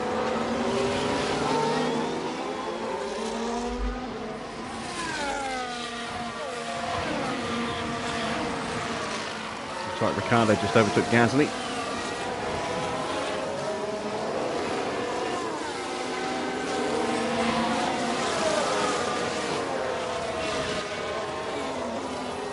And there we go, we have broken Max.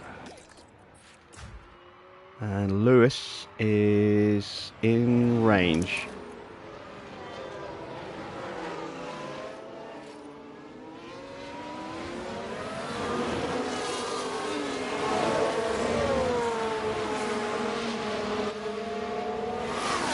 I'm feeling the need to go a little defensive on Leclerc there.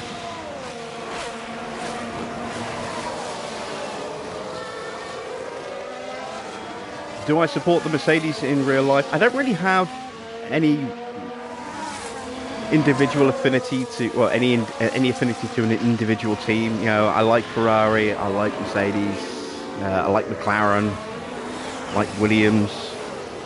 Kind of so-so about AlphaTauri. You know, stupid fucking name for a team, AlphaTauri. Alfa Romeo, preferred them when they were just Sauber.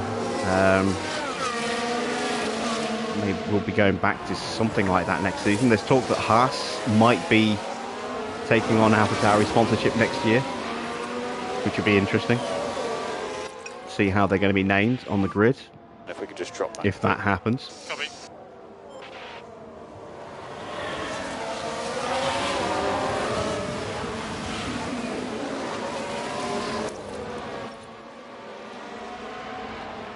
But I'm not a fan of Red Bull. I haven't been since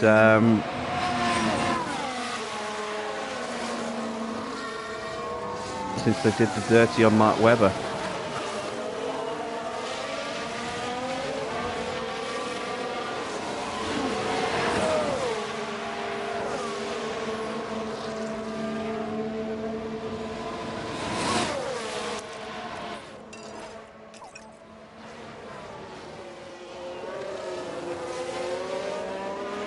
Let's try and sprint Lewis away. Nice with Lewis.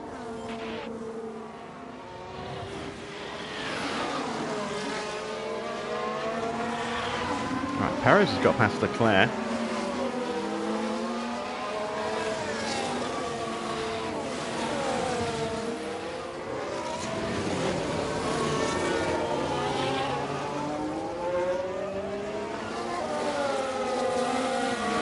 I think Max is responding. He is. So I'm going to slam the anchors on. I don't want to drag Let's work on getting that Max back onto the underside of George again. So we need need 300 metres lift and coast. So let's just back him up a little bit. Let George re-establish that gap.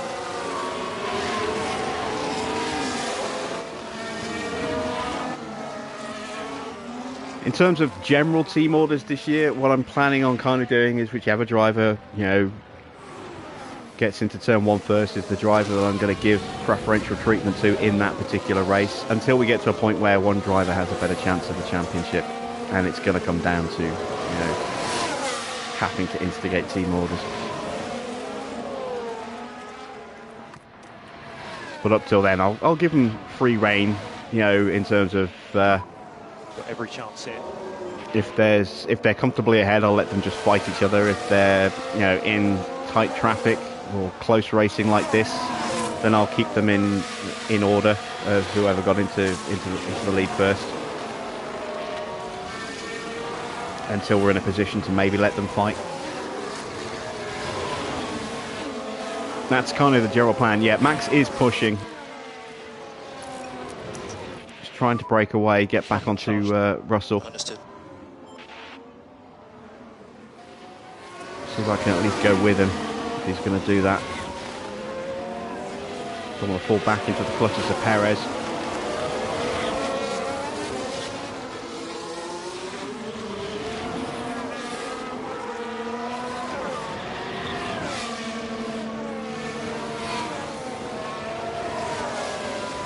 I'm still on always defend. I thought, have I turned that off?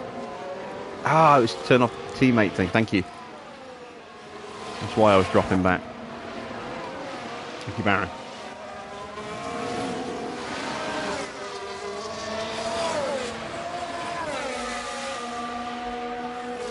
Wonder why I wasn't really closing up.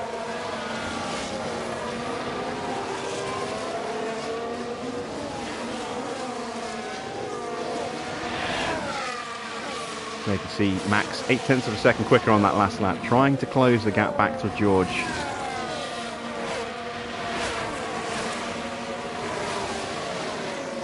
Hamilton back in range now.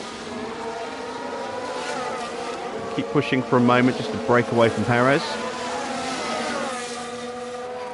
There we go. So just charge that pack. Understood. Put some pressure on Max.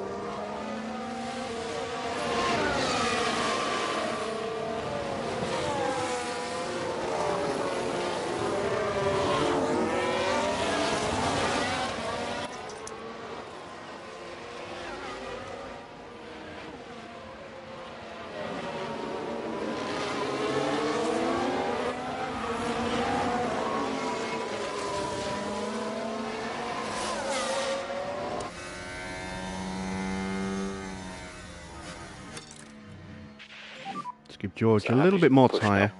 Copy. Trying to arrest that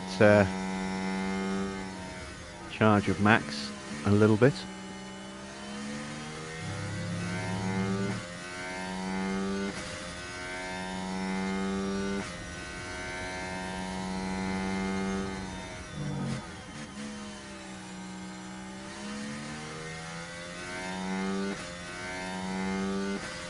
Quite a few nice tight groups. Sainz not making any real progress so far. Still down in 10th place.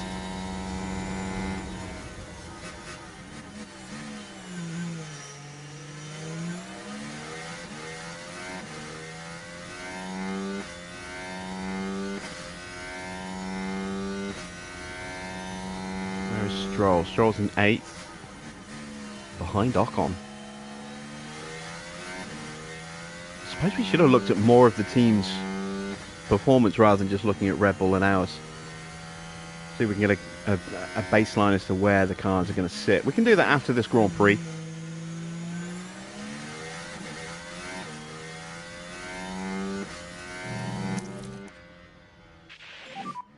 Now just have a think about getting the pack back up.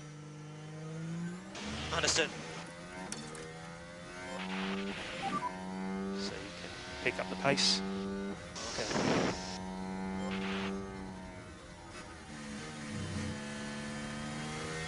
And we have well and truly dropped Leclerc now.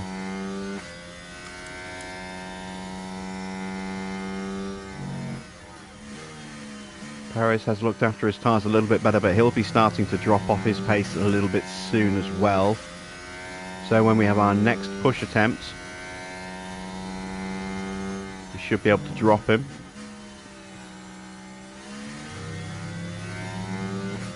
I'm guessing that the Red Bulls are going to go soft, medium, soft.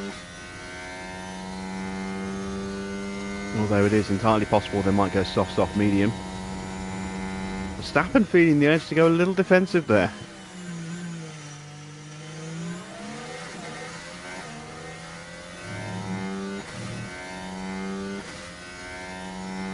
And again.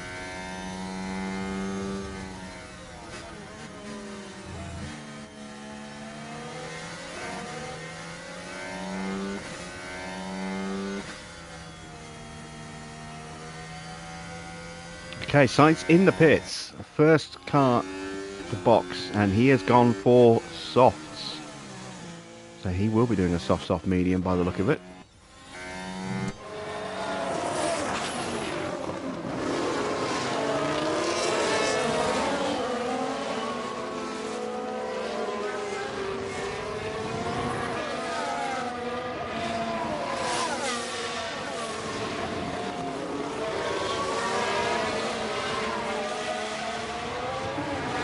To worry a little bit about the fuel, thinking I might have taken a bit too much out.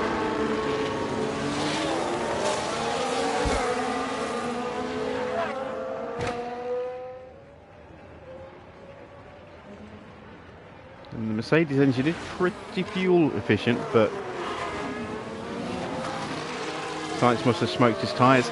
Well, he'll have been stuck behind Magnussen a lot, and you know, the longer you spend in someone's wheel tracks, the more your tyres overheat. You'll notice that Russell's tyres are a little bit cooler than Hamilton's tyres, despite the fact that Hamilton was later going onto that tyre push by about a lap and a half, or at least by about half a lap, I think. And that's because he's tucked up in the gearbox and the dirty air of Verstappen. When you follow a car closely like that, your tyres get hot very quickly.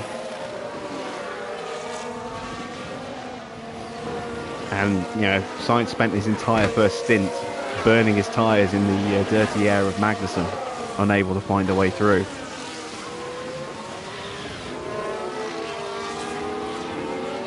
So they would have just worn out at a very fast rate.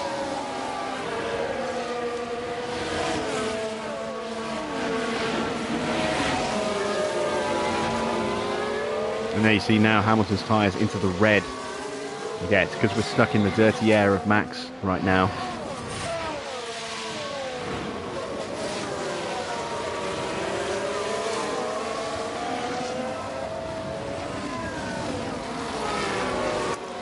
I'm going to try and get past him here. Use the overtake.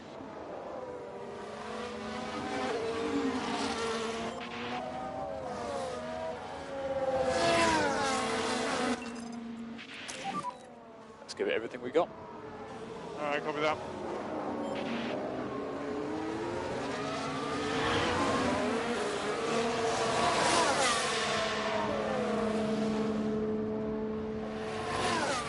Who do I think will stop Verstappen's dominance? Honestly, if anyone's going to do it, I think it's going to be Lewis. Ferrari just don't seem to be able to do it. It's all dependent on whether Mercedes can produce a strong car next year. If they can, I think Lewis will be the one to put the challenge to Max. But it's all dependent on whether Mercedes can give him a car that can actually do that or not. Make sure keep these tyres in good nick. Ferrari just makes so many mistakes. You know, their drivers make mistakes because they're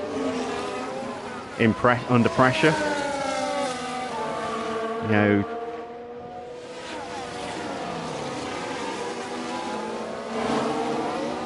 the car eats its tyres, unfortunately, which means it's not competitive over long distances. It's very quick on single lap pace, but it can't sustain it during a race. Strategy, they're all over the place. More often than not, they get their strategies horribly wrong. They make too many operational mistakes. Yeah, Ferrari are just a bit of a clusterfuck, unfortunately.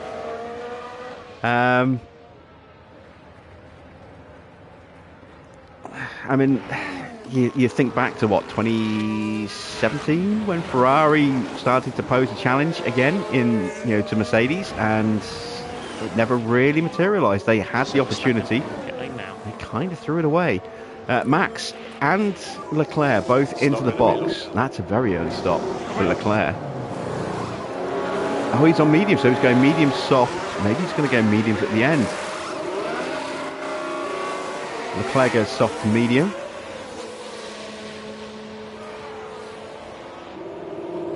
All right, well, we are going to react with George. We're a couple of laps early, but we can get away with that. And Hamilton will box on the lap after that. Box. Copy, box. He's fending off Perez right now, who is going to be boxing probably at the end of this lap as well.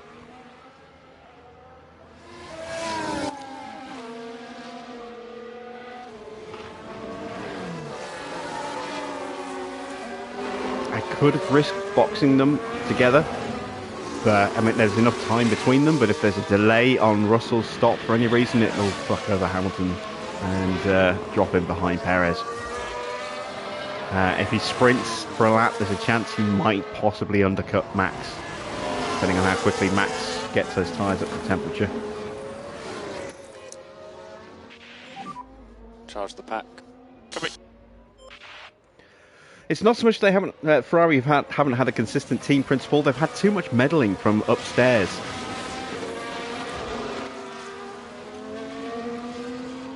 Is one of the biggest problems. Perez is in. I thought I switched Hamilton to oh crap. Okay, so it looks like we are double stopping. A 2-second stop. Nice. Just keep an eye on your mirrors. And Perez got jumped. Well, he didn't get jumped. He got held. No. Yeah, he got held by Alonso. So we've actually got a little bit of breathing room there. That's a very quick turnaround there. Beautiful turnaround.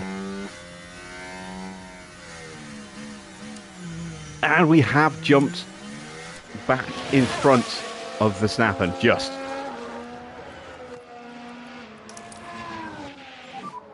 And just charge the pack. Let's get these tyres up to temperature.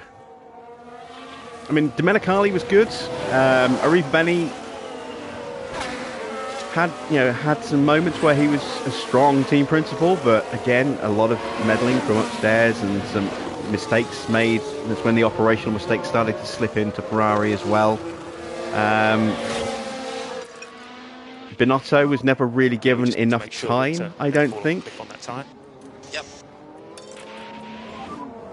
Just push. He started implementing some big changes, and those changes, in terms of culture, do take a while to bed in. Ferrari have often had a culture of blame. Reduce your speed As well. Fingers get pointed, and it creates a difficult working environment where people are afraid they're going to make a mistake. And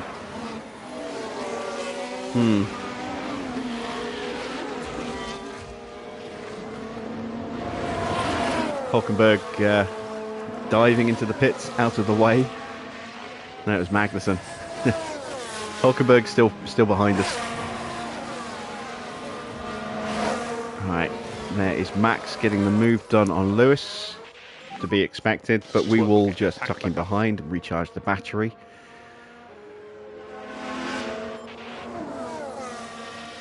Let's put Russell into top up. Say Binotto tried to move Ferrari away from a culture of blame.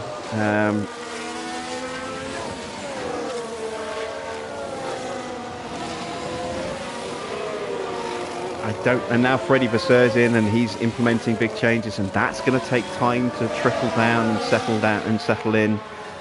So again, Ferrari are just consistently in transitional periods at the moment, and it's wreaking havoc on their consistency.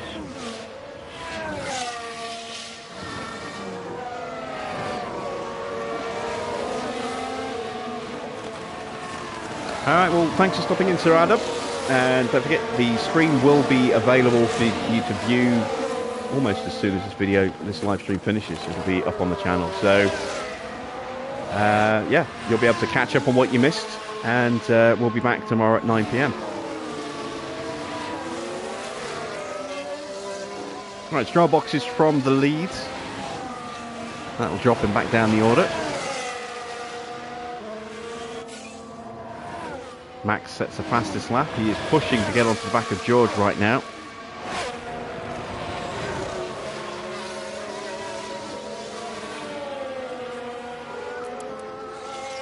And he's pushing those tyres hard. They're at 83%. So those tyres aren't going to last. And given that he did a very short stop on those mediums, he might well have to go for another set of mediums. Alright, let's get Russell defensive.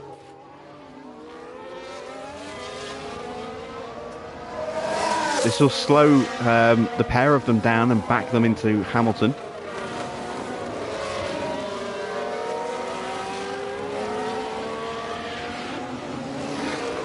But it will hopefully frustrate Max and burn his tyres out even quicker. And then once we get Hamilton in range and getting his battery charged up, quickly, we can try and get him back in front of Max.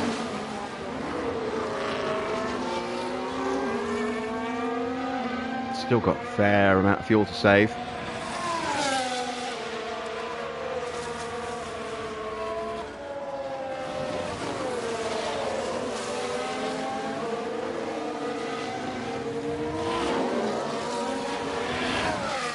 I think Max is going to have a lunge. He is.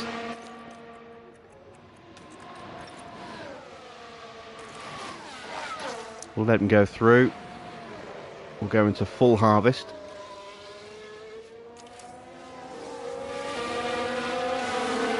His tyres are 79% already.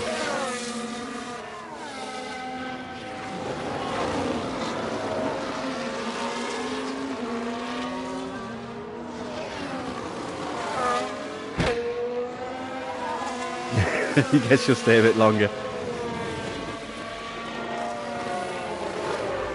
Well, we're probably going to be going for about another hour by the look of it. So.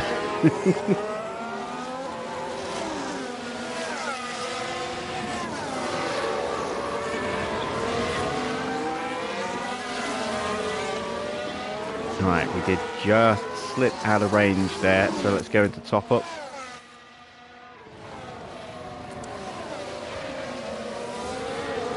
Hamilton is almost there, so we'll just give him a little bit of tyre.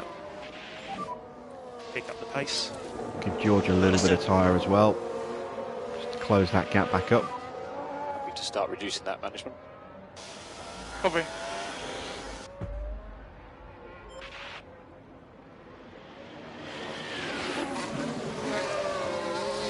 Alonso's jumped Perez.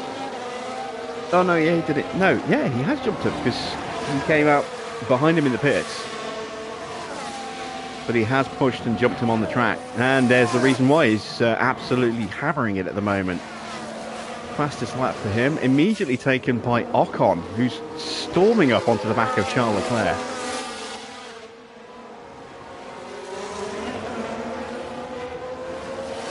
Those sights.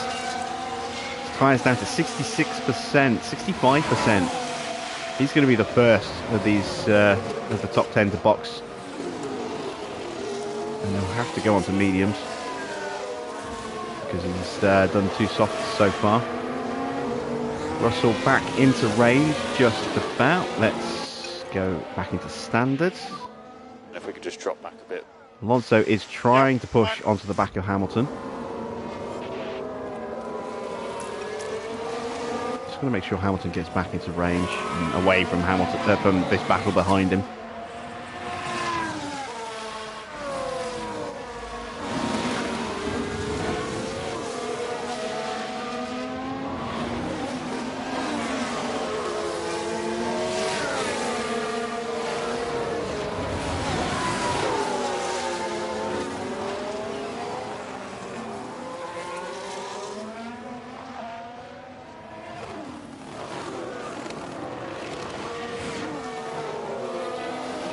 You think Perez will get replaced at the end of this season?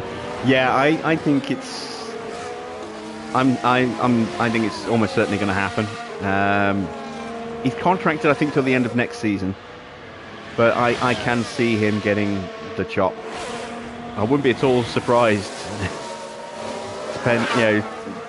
Depending on how Lawson does, to maybe see Lawson get promoted in. I don't know what's going to happen with Ricciardo now. He was the pressure point on Perez, and then he broke his hand, and Just have a think about getting the pack back up. don't know when he's going to be race fit again.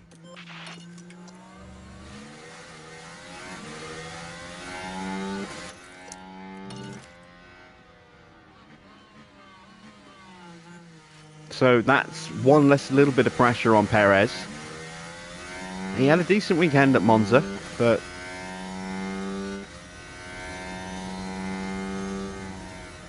I think if he makes too many more high-profile mistakes, I can see him getting chopped. I don't think Tsunoda would do well, partnered alongside Max. He's come along well this season, but I think any young driver going in against Max, it's going to damage their career. I mean, look what it did to Gasly. Look what it did to Albon, and how he has become, rejuvenated and a real team leader at Williams since he got out from that from being partnered with Max.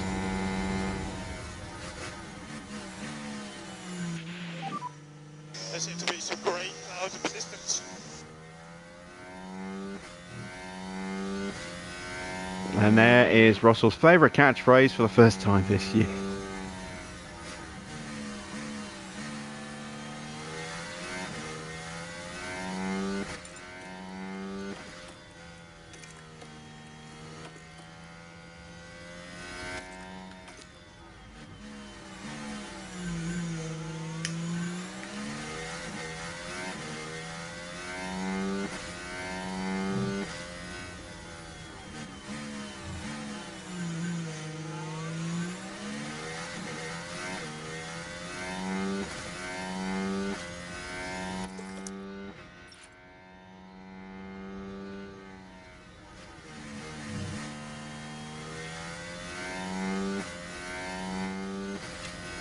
Let's take a look at Max's tyres. 69, 68%.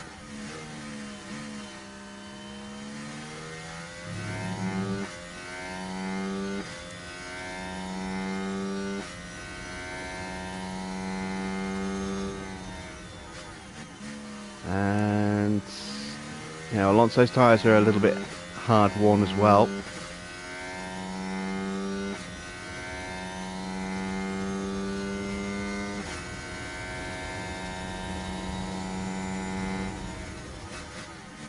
Right, we are saving fuel at a fast enough rate, which is good.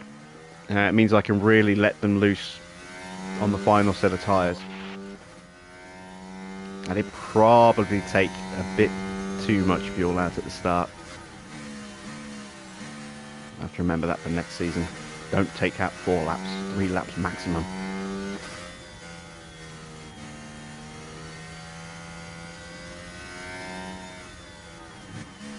Well, I suppose it depends on who we're with next season. If we're with someone like maybe Alfa Romeo, who are way off the pace again this year, that's going to be a long-term project.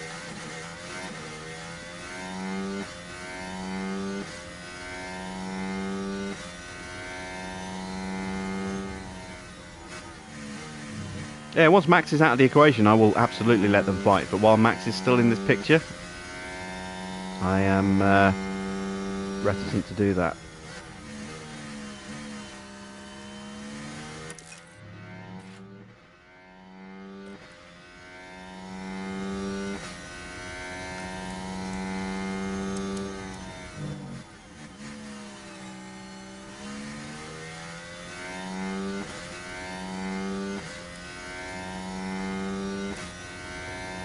Perez back past Alonso.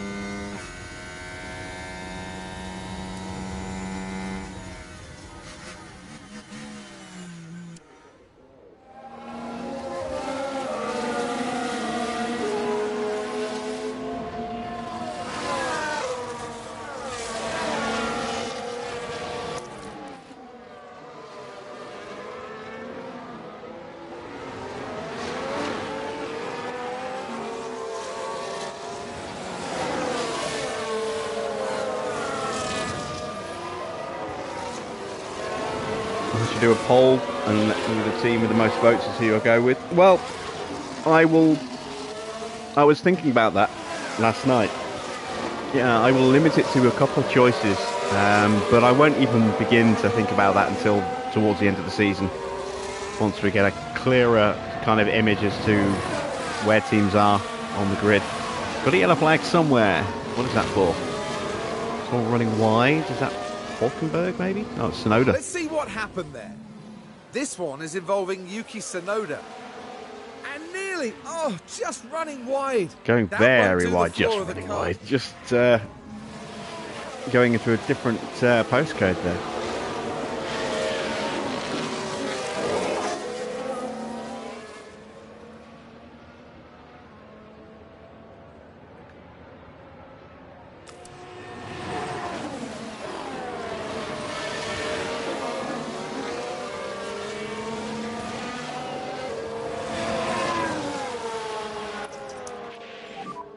And just charge the pack. Yep. And happy to pick up the pushing level. Okay.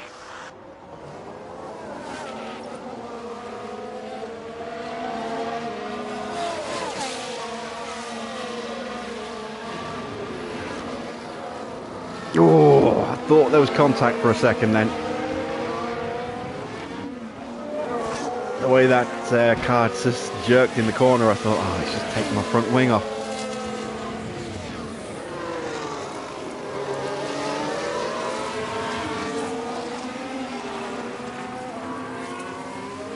Alright, Max is definitely backing us up right now. So he must be in a saving moment, or his tyres are gone. So we're going to go for it. Close to him.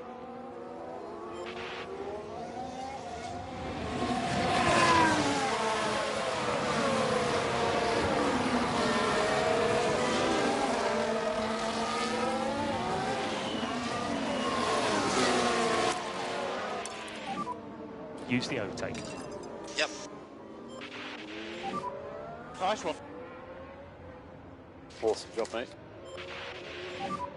Just keep the pressure on. You can do this. Sasha wants to see Rosberg versus Hamilton. Yeah. That was a hell of a battle between the two of them at this circuit. Was it, what, 2016?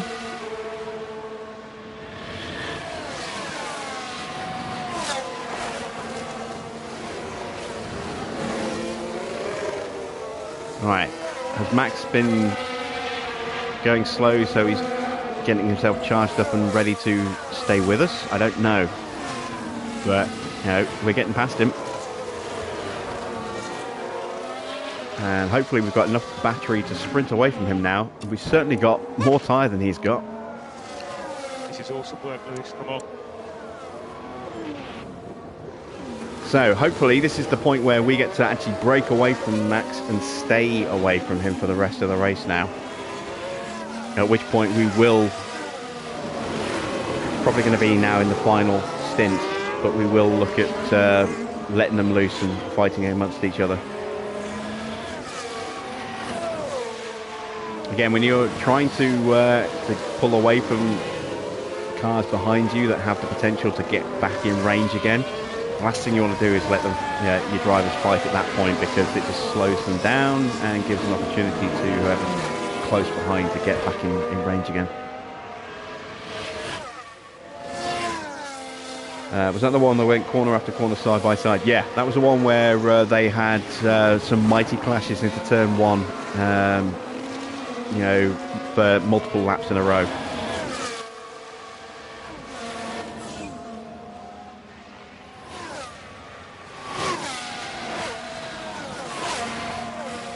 There we go, new fastest lap for George.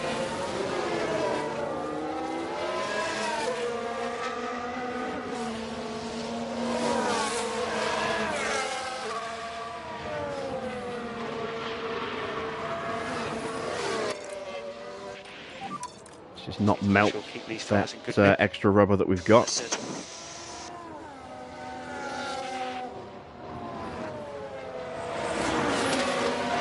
Spain 2016, where they both crashed on the first lap. Yep, Monaco as well, where Nico parked it. on Hamilton's flying lap. Yeah, there was a lot of dirty tricks played in that season. Rosberg has admitted as much. You know, he said he did absolutely everything he could to try and get in Lewis's head that year. And the stress of it was so much that he won the World Championship. He knew he was never going to be able to pull that off for another season. So he retired instantly because he knew he didn't have the strength, you know, to do that again. And So we have low on battery at the moment. you know, I don't think it would have been as effective second time round. As they would have just, you know, worn himself out completely, and Lewis probably would have taken his title back anyway. Let's charge that back.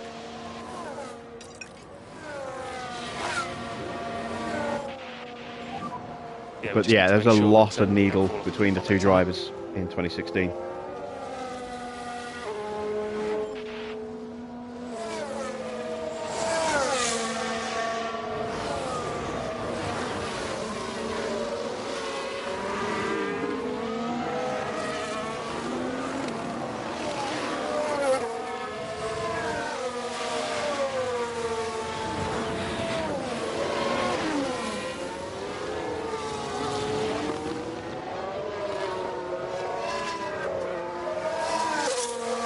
Right, let's take a look at confidence levels. Russell's pretty good. Lewis is about the same.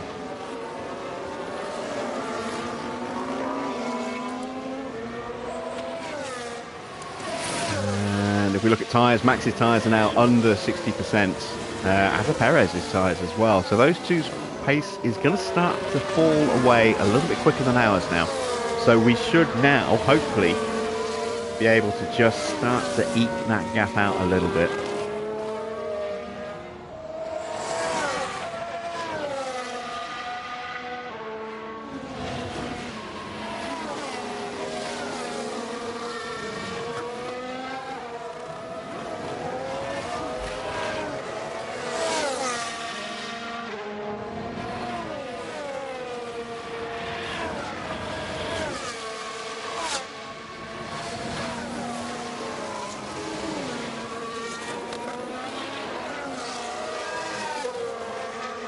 I think a lot of people forget that as well when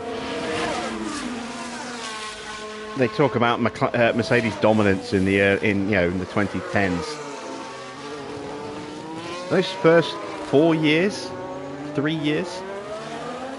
see, 2014, 15, 16.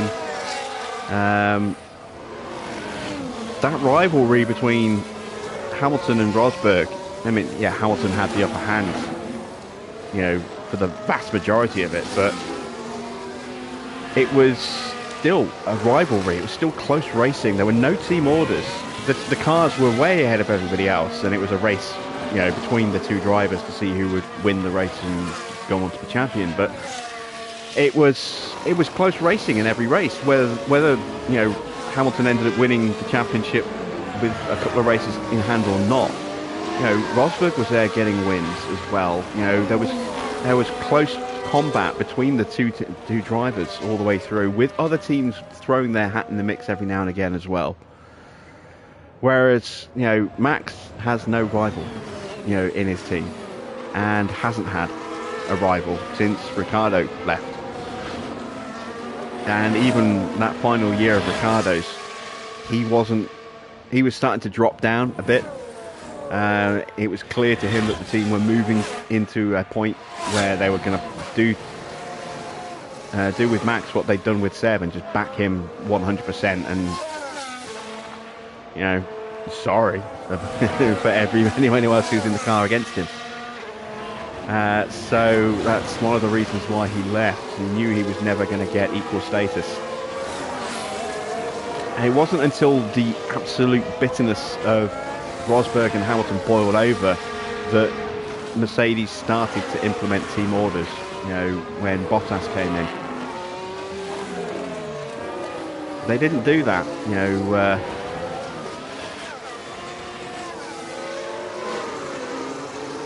They didn't do that when it was Hamilton and Rosberg.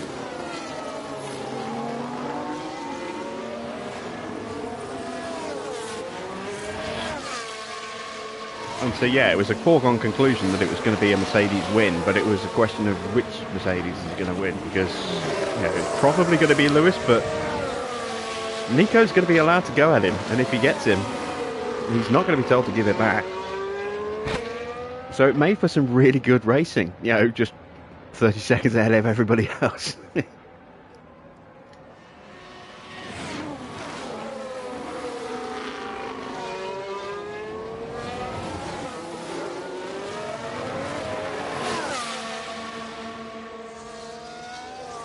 Welcome back, Andy. You think Red Bull see the second car as a hindrance?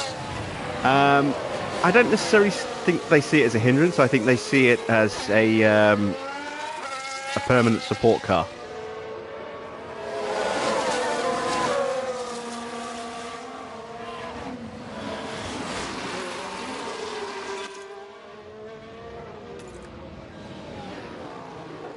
Bottas was a legend. He never complained about the orders, even on days when he was faster. No, he didn't. But there were also occasions when, he was asked to move over for Lewis, but Lewis was, I forget which race it was, but he said, he wanted to have a crack at the car in front that Bottas wasn't able to get past. I think it was Max, and he said, let me through. If I can't get him, I'll hand the place back. And that's exactly what he did. He handed the place back on the last lap to Bottas and let Bottas take that position. There was a harmony in their team orders. It wasn't a slam dunk that Lewis was going to be given priority, every single time. And Lewis was fair about it. When there were situations when he knew when he wasn't as quick, that it was the right thing to do was to move over and let Bottas through. Max does not have that at all. He does not have that awareness. It's like Vettel's early days at Red Bull. Completely self-centered and soul-focused.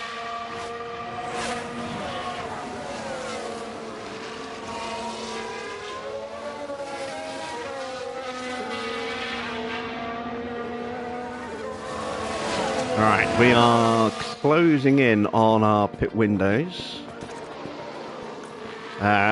Alonso has passed Verstappen. Wow. Alonso up to third. Could we see Alonso on the podium tonight? He's still got some tyre left. The Red Bulls are under 50% now.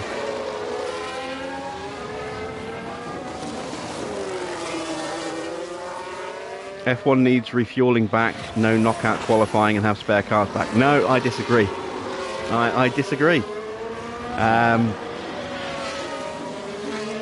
Knockout qualifying is better.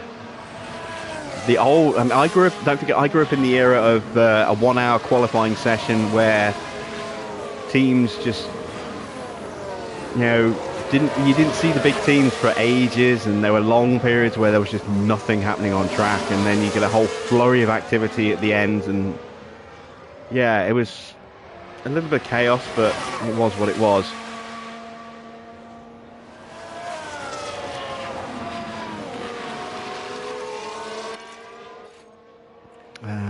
Let's actually start to burn off what's left of this tyre now.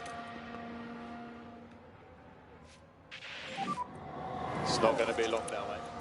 Yeah.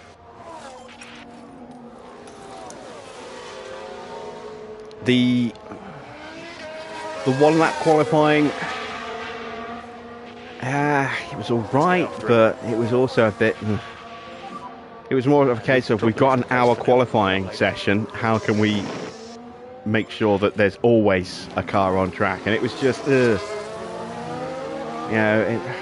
the problem is, it was never fair either, because the track is always the grippiest at the very end of the session, unless there's rain. So, the car that's going to go last is usually the car that's going to be the quickest, and it's going to have the best track conditions. It was, it's just,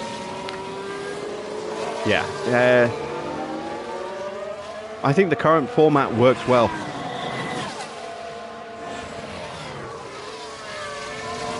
I think the current format is probably the best quali format on all the ones that I've grown up with. I think that's probably the one that is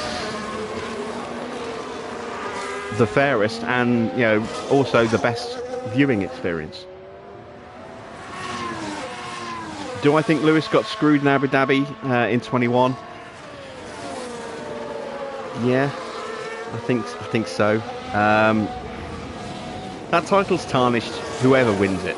Yeah, well, obviously Max won it. It's tarnished for Max because there's that spectre of, you know, skullduggery going on. If Lewis had challenged it in the courts and won, it would be tarnished for Lewis because he had to go to court to get the title.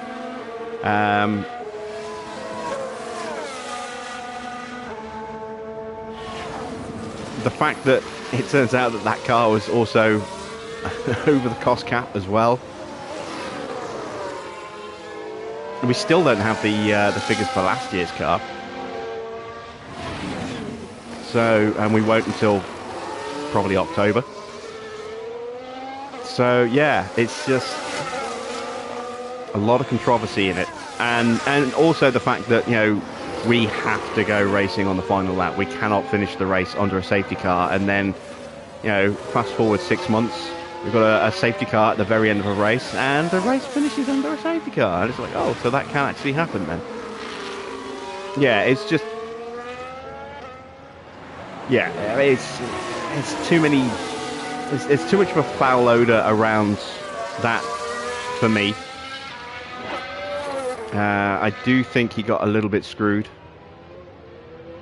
You can't fault the fact that Max, on paper, deserves the title because he ran him so close. But again, we know that was now with a car that was, you know, over the cost cap.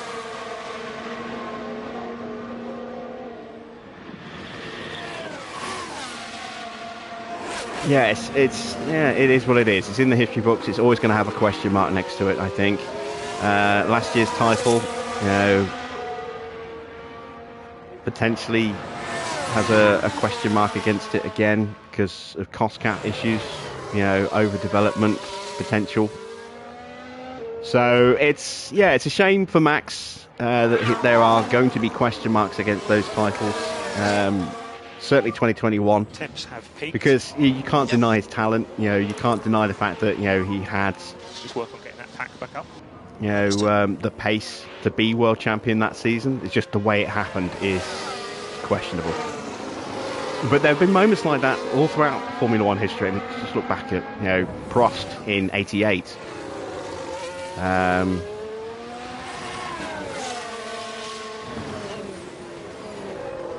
No, not '88. Sorry, Prost in '89.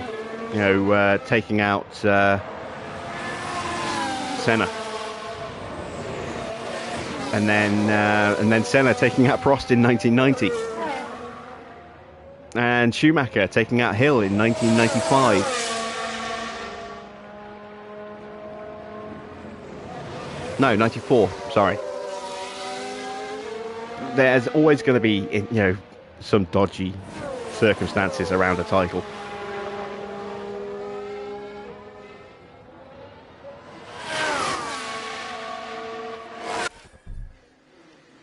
Okay, so George is going to get priority.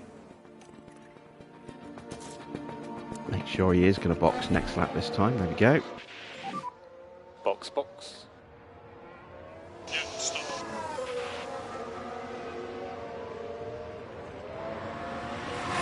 What about spare cars or refueling? I don't think refueling really is necessary. I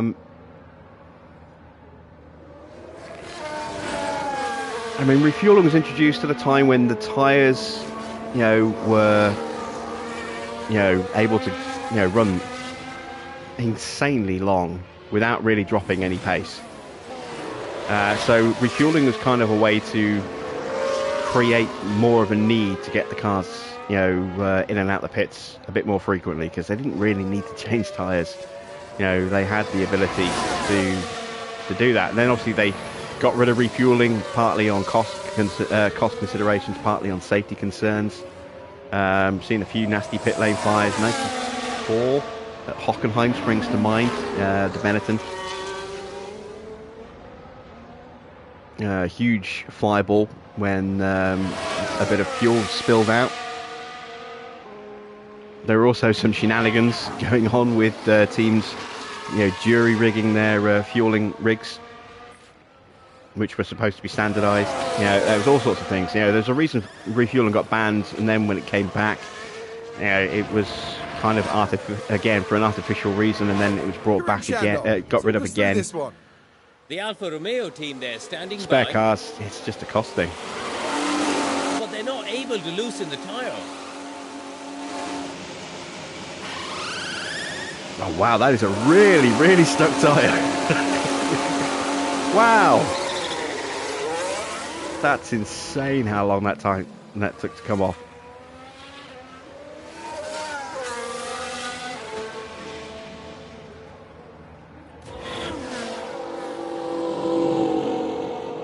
Alright, so Russell is going to come out comfortably ahead of Verstappen and Perez. Ocon and Alonso yet to stop. And that's another quick stop for Russell, 2.1 seconds. There's Max. Nearly 4 seconds behind. Hamilton's boxing this lap. Understood. Spare cars, again, it's a cost thing. I mean, again, I grew up in an era when it wasn't just spare cars, but spare engines. I mean, Honda in the 80s, when they were at McLaren, turned up with an engine for every practice session, and a specially tuned engine for qualifying, and then a race engine. It's just, obscene, how much, that would cost in this day and age. It would be ridiculous.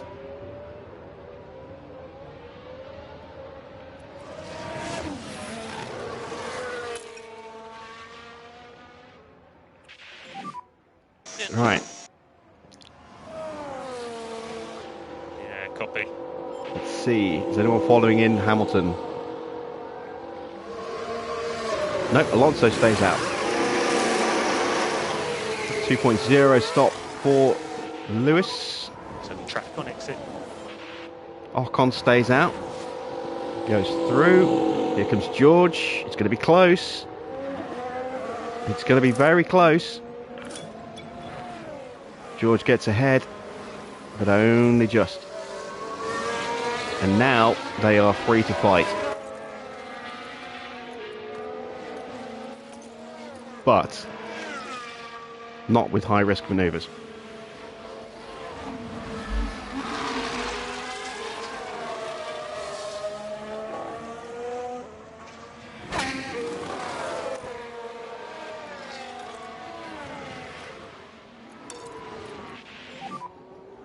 Sure, keep these tyres in good nick. Understood.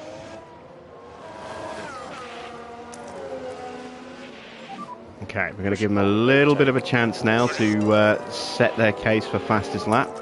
Okay, let's see what you got then. Copy. Max has got onto the back of Lewis.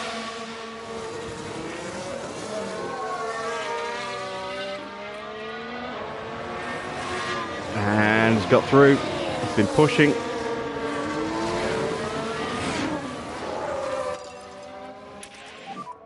Just keep the pressure on Lewis. You can do this. Use the overtake. So Russell is about 3 seconds ahead of Hamilton, but he is going to have to save some fuel once he's had this fast lap attempt. Lewis might actually just take it from him, simply because he's going to get some DRS here, but he's also having to fight against the pushing Max at the same time. That's going to slow him down, so that will balance out a little bit.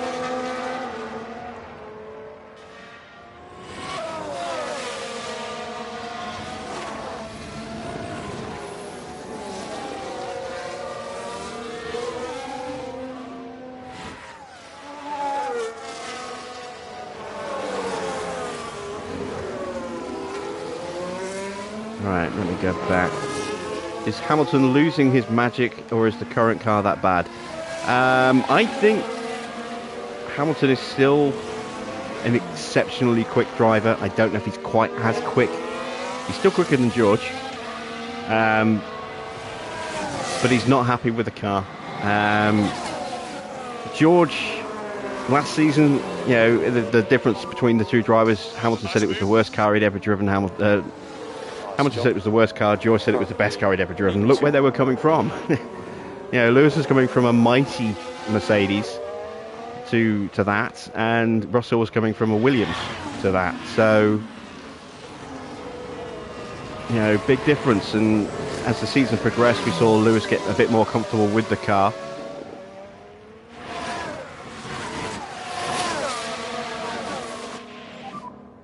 You are the fastest on track. Both drivers are going to have to do a bit of fuel saving. Getting the pack back up. Just introduce a little bit of lift and coast. You know, this year we've seen, you know, Lewis has probably outperformed George, you know, quite consistently this season. If Mercedes turn out a car that Lewis is happy with next season, you're going to see a very different Lewis Hamilton, I think.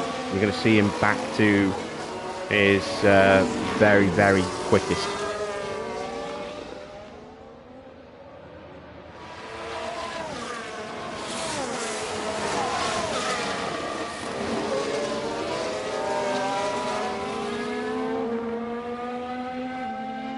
If Red Bull have gone over the cost cap again, what punishment would they get? I don't know. A lot of the other team principals felt that Red Bull's punishment wasn't severe enough. Red Bull said that the punishment that they received was draconian. I honestly don't know. I don't know if Red Bull will break the cost cap for last season. I think if they do, for a second season in a row, I think they've got to look at. It's controversial, I think, this opinion, but it is my opinion. So they've got to consider, and I'm not saying they should definitely do it, but they've got to consider maybe expulsion from the standings for Red Bull. Maybe not affecting the drivers' standings, but certainly I think expulsion from the constructor standings. It wouldn't be the first time that's happened. McLaren were excluded from, I forget which season it was. I think it was 2009 standings? No, 2008 standings, I think.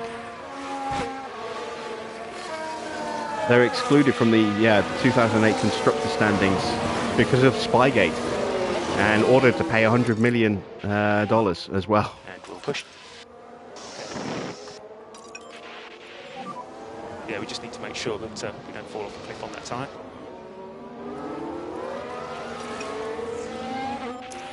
I forgot to put George back in top up. Push now. Copy. And think about this lift and coast.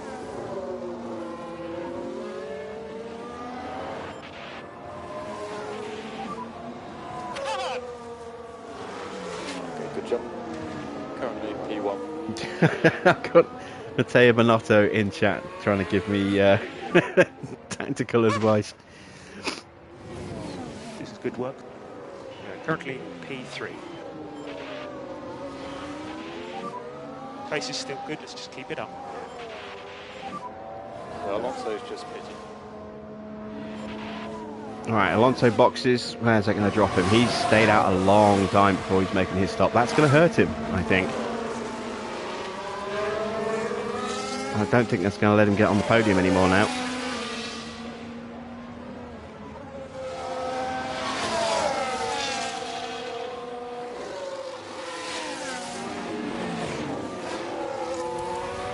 Alright, Max is on softs again. And once again, he has pushed those tyres very hard, very early. So his pace will fall away towards the end. Has Mac pitted?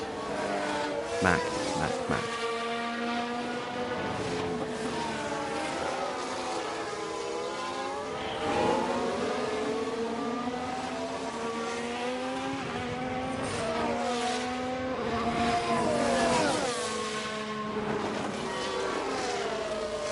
Who's Mac?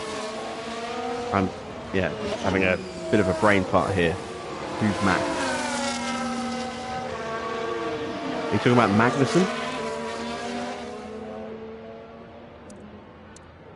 Yes, Kevin Magnussen has boxed, as has Nico Hulkenberg.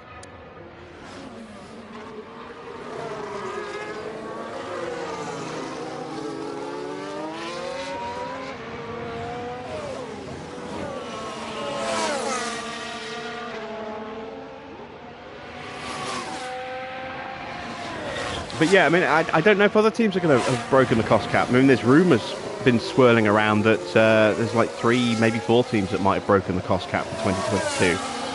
And again, like I said, we're not going to find out until probably October. Oh, Max. Has Max pitted? Yes, Max has pitted.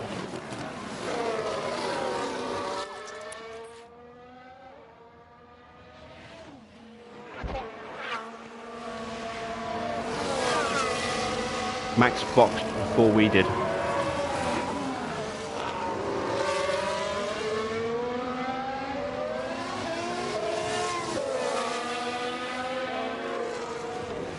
It looks as though Russell is going to...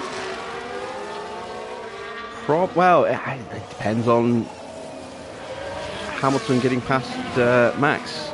Let's make sure... Let's leave him in medium. Let's not take any unnecessary risks. We've got the pace to get past him again.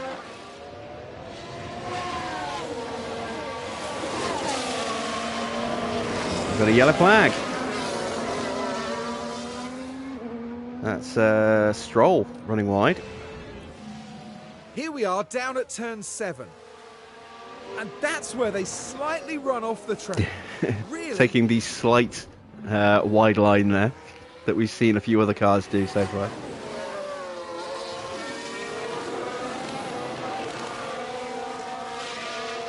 Williams and Aston broke it in 2021, but that was a procedural thing. You know, in terms of actually staying under the cost cap, they did. It's just there was some misfiling of paperwork. Theirs was just procedural, but they stayed within the budget. Red Bull went over the budget. And it was, I think, 1.7 mil, but after, if they'd applied a different tax code, they could maybe have got that down to just a couple of 100,000, I think. But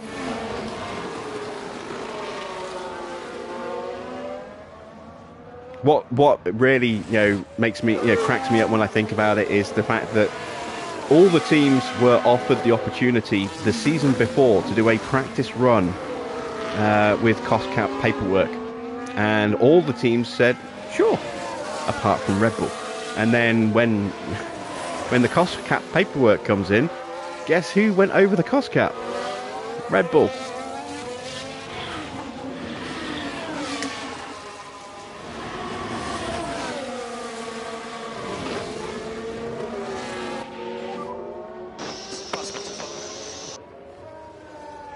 We're still in this race. Right, let's have a look at the rest of the grid. Let's see. Perez currently P4, about 9 seconds back. He is not going to be in this fight. Leclerc just under 2 seconds behind him, but that looks like the gap might be getting a little bigger. Ocon is down in 6th, 7.5 seconds off the back of the Ferrari, with Alonso all over the back of him. Alonso's going to be quick in this closing stage, but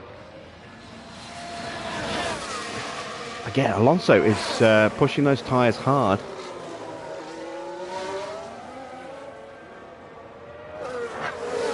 Sainz has got himself up to 8th, but is on medium tyres. What kind of pace has he got? Because Norris isn't that far behind him. Norris is quicker at the moment. Sainz might be under pressure from Norris.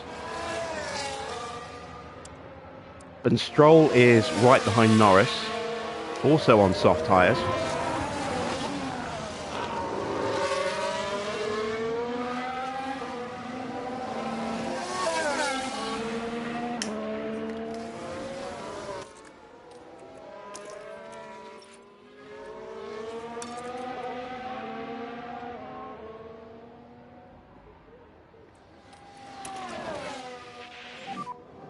Let's push. Yep. We can drop the lift and coast for now, we'll make it up later. Understood. We are going to break away from Max.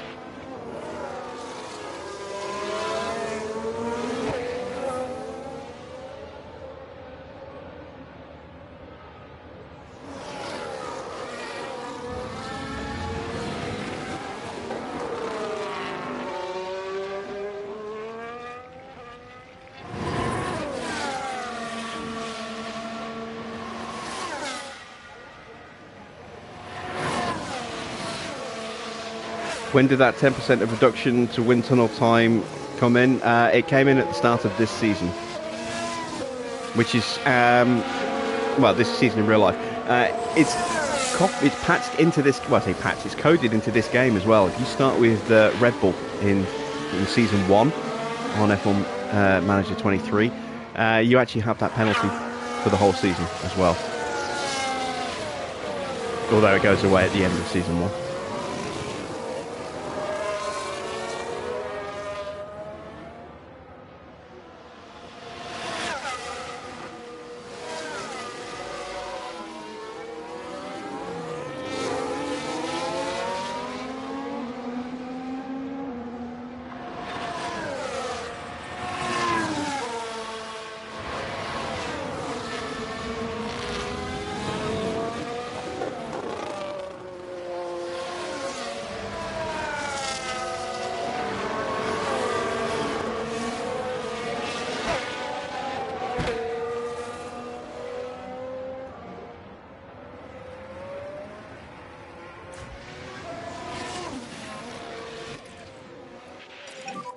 Just up the lift and coast a little more. All right, there we go. We've broken away from Max, and we've got our two drivers together to let them fight. Battery at the moment. I'm going to just balance out their batteries a little bit and balance out the fuel, and then I'm just going to sit back and leave them to it.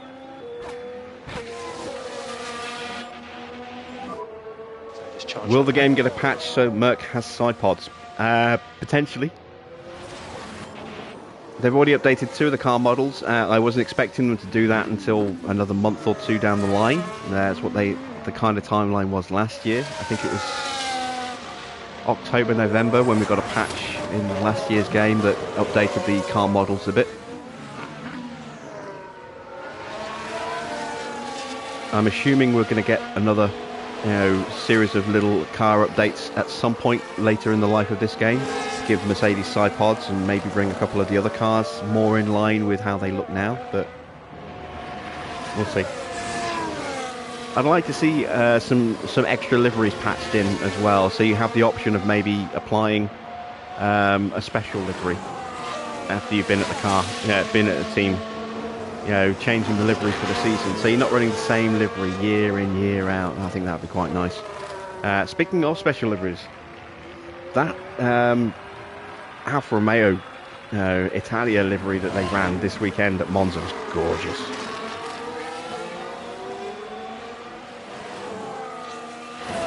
I think it's a shame that their car doesn't run that as a permanent livery, because that's just so much nicer than what they run. I mean, what they run is okay, but the the Monza livery was just so much nicer.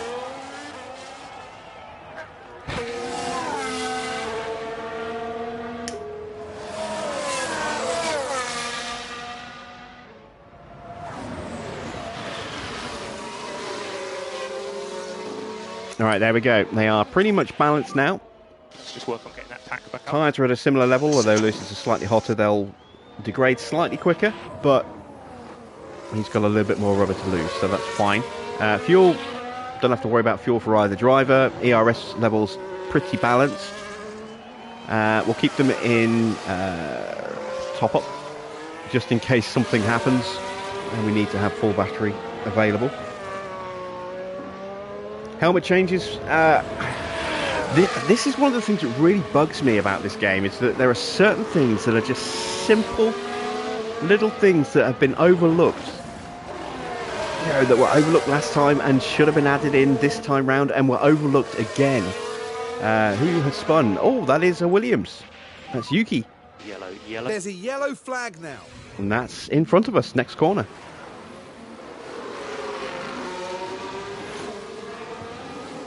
And that's a big one.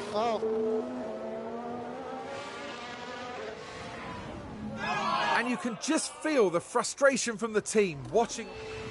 Now, I understand why they can't have, multiple variations of helmets for drivers because of sponsorships, etc., but it would be nice when a driver goes to another team that they had 2 different helmet designs, 2 generic helmets, one for car 1, one for car 2, and it didn't matter which driver was in which car. Car 1 would always get one helmet and car 2 would get the other helmet. So that you had some variation. And you see that. This is the really annoying thing. If you do an AlphaTauri career, you get 2 rookies in the car, or 2 non-standard drivers. So maybe, I don't know, promote Liam Lawson and sign Mick Schumacher, for example. And you put them in the car, you see a different helmet design. It's the same design, but different colour allocations. In the loading screen, in the background, where you see the drivers doing their posing against the wall and stuff, you see one helmet on Lawson. Actually, no, with Mick you just see his head. So, I don't know, maybe Porsche, for example. You would see one helmet on Lawson, and you would see the alternate version of that helmet on Porsche. As they're standing there posing against the wall with all the lights in the background and stuff. But when you get onto the track, they both have the same pissing helmet. It's just, it's so stupid.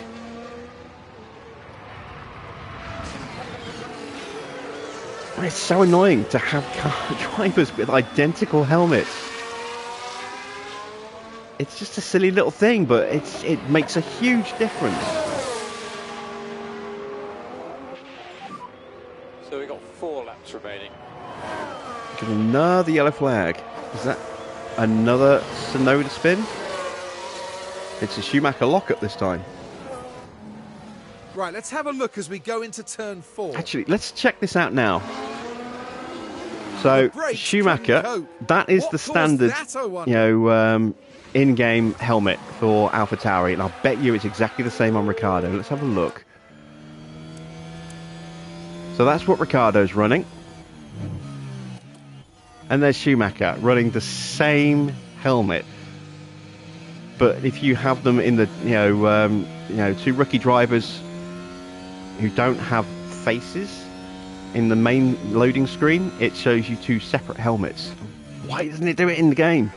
And again, also the Williams drivers, they have a different helmet design in the loading screen if it's a rookie, someone without a face, and yet we're using last year's helmet for both cars here. So Tsunoda is using last year's Williams helmet. I mean, it's just it's so frustrating. It's just a silly little thing that they keep overlooking. Really wish they would sort that out and quick. It drives me up the pissing wall.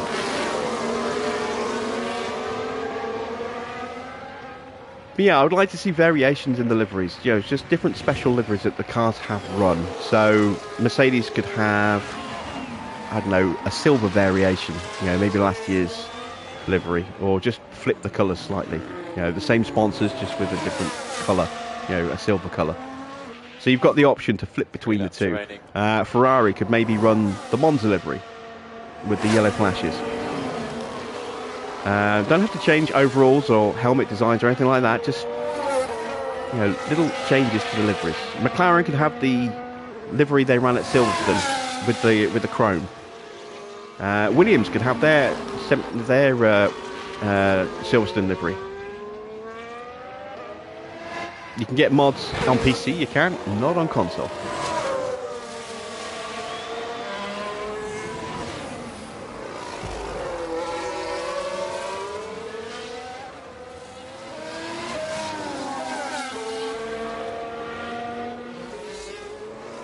I mean, the livery thing, I'm okay with it, but the helmet thing just bugs the crap out of me.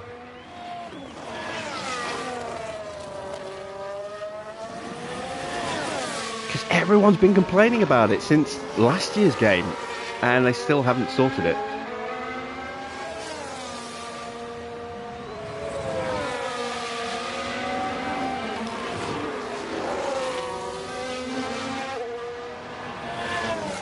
Three laps to go. Russell does currently have the lead over Lewis, who has the fastest lap. That's not going to change. Max now 7.5 seconds off the back, and Perez another 7.5 seconds back, although Leclerc is now in range. Just about. Oh, no, Perez trying to break the DRS, and has done. Alonso is still stuck behind Ocon.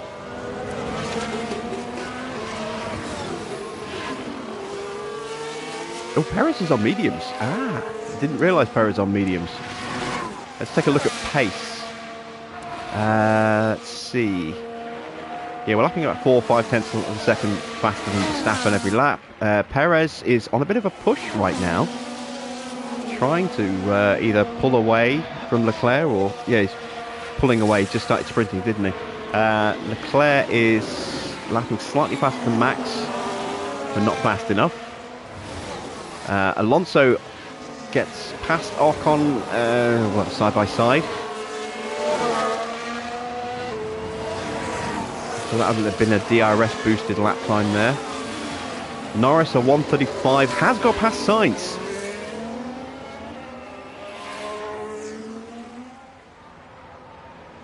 There's battles happening all over the place. Where do we look? It is, we've got a three-way fight between Norris, Sainz and Stroll for 8th, 9th and 10th. And you have to say Sainz is not favourite to win this fight. On those mediums against almost equal, softs. The McLaren isn't amazingly quick. But those tyres will help, and Stroll will get involved in that somehow. It's the final lap. Hamilton now has the lead. George looking to go alongside in turn 1. Oh, that was so clunky. I thought they were going to collide again. George will probably have DRS here. Yes, he does. So Hamilton's going to have an opportunity on the second DRS straight. Well, sorry, the third DRS straight, technically.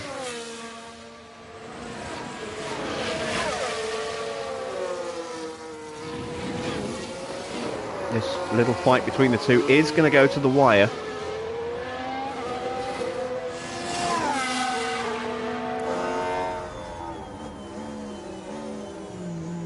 We'll ride the ham cam. Can he make the move? Russell goes defensive.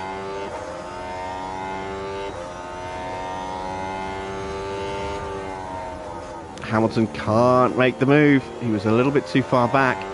I think George has got this. Unless he makes a mistake, George has got this.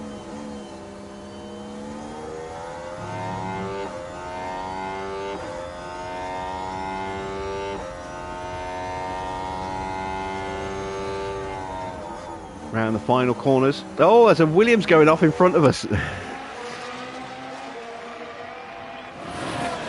So notice sees the two Mercedes coming and just dives out the way there. Let's take a closer look. Let's have a look at the action. It's all at the final corner. And there goes the steering. And hopefully there's not too much damage to the tyres.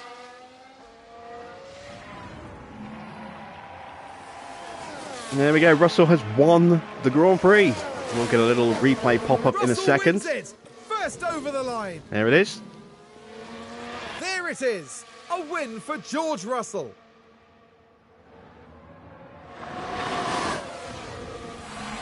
What an achievement! Sometimes you take the incredible skill of these drivers for granted, but not today.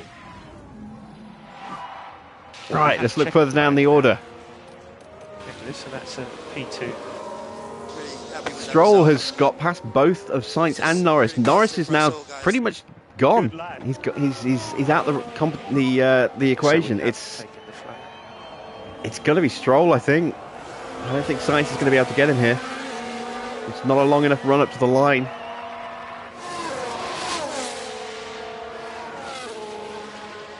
So Sainz 9th, Stroll 8th, Ocon finishes 7th, Alonso stayed 6th, Leclerc 5th, Perez 4th, Verstappen 3rd, Hamilton 2nd, and Russell wins the opening Grand Prix of the season. 2 non-finishers. Well, no, they did finish. 2 lapped finishers. Only 2 cars lapped. That's kind of encouraging to see the field maybe closing up a little bit.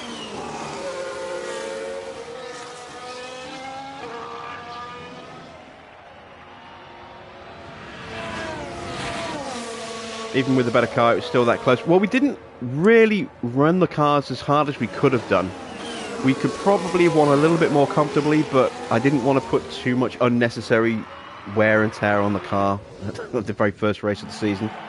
Have to say, George Russell looked excellent out there. It was a truly excellent win, with everything working together for the team and driver. Oh, that's a wonderful scene. The team getting their first chance to congratulate their driver on a job well done. And up he goes, George Russell joining the podium lineup after a memorable Grand Prix. There's further delight for the team as they get to see both drivers up there together. And we've certainly kicked things off in style here at the Bahrain Grand Prix.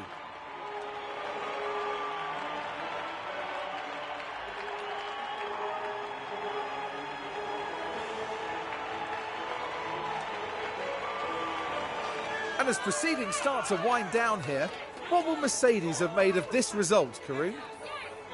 I doubt they could be much happier. A win and a podium place. What a great way to round out the weekend. The Uncanny Valley stuff. And that is about that for this weekend's action here in Bahrain. The teams now look ahead to the next round, where they'll duel it out in the sand dunes of Saudi Arabia.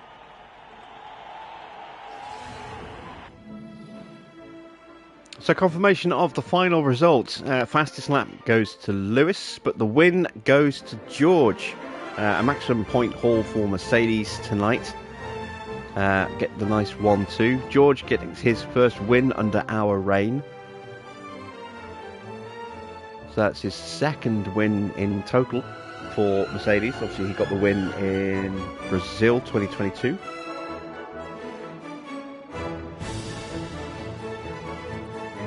Sergio Perez gets 2 places gained. He manages to get ahead of Leclerc and Alonso to finish in 4th. A little bit further down, Lando does hold on for the final point. Gasly up 7 places after a poor start for him. He had that penalty for causing an early collision. Let's have a look a bit further down. Yuki just had a bit of a nightmare, spinning a couple of times, running wide. Zhou didn't have a great race either. Only 2 cars lapped. Let's see, Bottas up to 16th, Ricciardo in 17th. Piastri still down at the bottom of the order in terms of pace.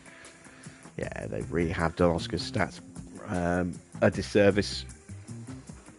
Let's see the Drivers' Championship. There we go, George leading the championship. Lewis 2nd, Max 3rd, Perez 4th, and so on and so forth. Into the Constructors, a maximum 44 points for Mercedes, Red Bull with 27, Ferrari and Aston Martin tied for 3rd, 12 points apiece. Alpine in 5th with 6, and McLaren in 6th place with a single point. Let's have a look at the pit stop challenge. I know we set some very quick times. Did we get the top spot? We did. Oh wow, very comfortably. Very comfortably. 3/10 faster than the rest of the field. I did not expect to see that. Okay, actually I need to check, see who Red Bull have replaced Jonathan Wheatley with since we sniped him. I wonder if they've taken our former sporting director. So we get 43 points, the maximum points for the pit stop challenge. That's going to be worth a huge amount of money at the end of the season for Mercedes, which we will not be around to enjoy, unfortunately. But it will establish Mercedes potentially as a very, very quick team to beat, along with Red Bull for when we move to a new team. So it was Lewis who had the fastest stop at 2.075, and then George's first stop at 2.089, just 14 thousandths of a second behind. Very, very close. In terms of race performance, 7 successful overtakes, 11 failed, 12 successful defences and 5 failed for George. Looking at Lewis, 9 successful, 16 failed, 14 successful defences and 8 failed. Again, we let them scrap, which is why it kind of gives them some strange numbers. But, we got them home 1-2. And we got some experience for Teo as well. so that'll help with his development. We paid out a $25,000 bonus. That's to Russell. Hamilton's bonus is only for winning. So there you can see Russell finished in the top 3 and got 25k. Lewis did not finish first, so he missed out on a $450,000 bonus. In terms of our sponsorships, we achieved all the sponsor goals. So we come out of today's Grand Prix with 4.8 million in the bank. Just in time for us to invest that straight back into car parts.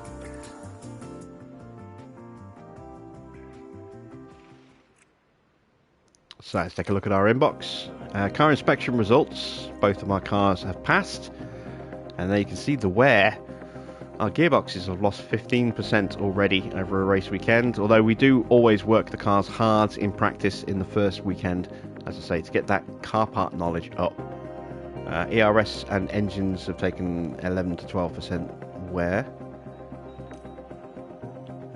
In the feature results for F2 and F3, there are the results there. We've got Enzo Fittipaldi ahead of Victor Martins and Ollie Behrman. And in the F3 race, Christian Mansell, who in this game is listed as from the United Kingdom, is actually Australian. Takes the top spot from Taylor Barnard and Zach O'Sullivan. We've got an email about idle engineers. I know about that. It's only one. It's fine. We're about to hopefully put some guys to work. I've got plenty of space to build new parts. Let's see, what do I need to build? Now that I've got some money.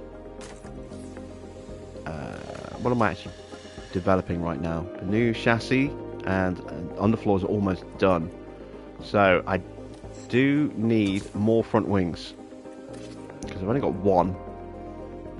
So let's crank out another 3 front wings.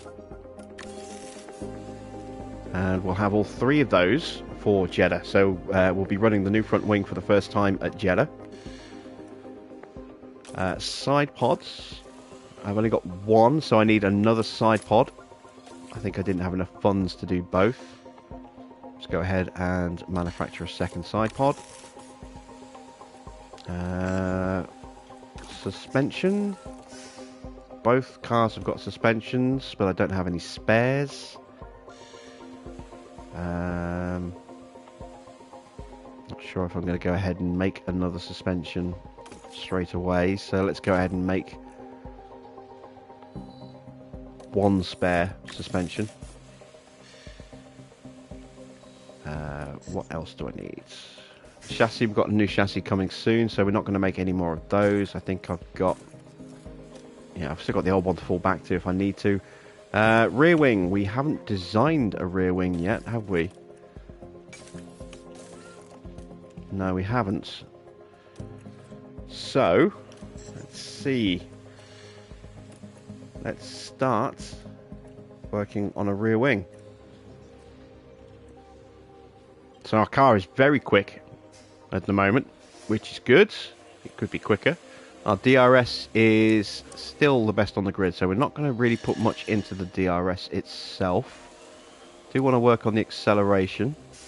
And we want to try and maybe gain some downforce without really hurting anywhere else too much. Dirty air tolerance is still very good. Probably sacrifice a little bit of that. Let's try and just balance that like that. There we go. Minimum lifespan. This is going to be our first rear wing project. I don't know if I can afford to go intense. I can't. That's a shame.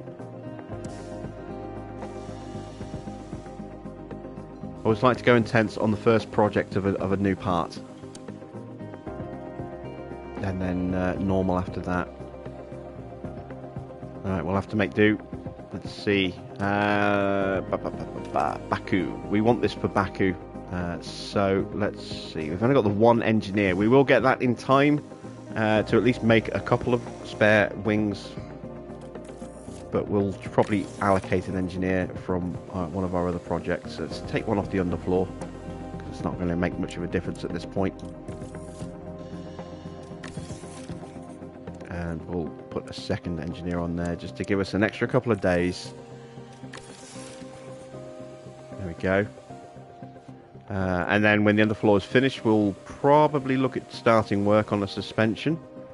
That'll take a little while to build, or to design and then build, so should probably go ahead and do, what's the lifespan on these 2 to 3 races?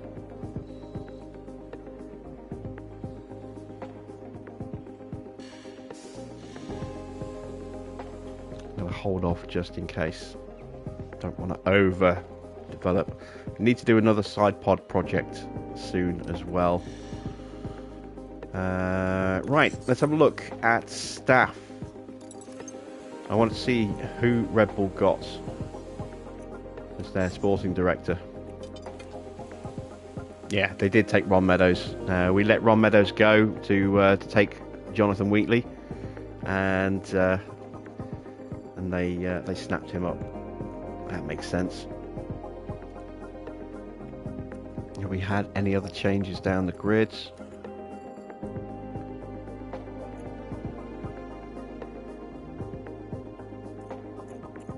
Yes, Alfa Romeo have replaced Beat Zedner with Aurelien Pallier.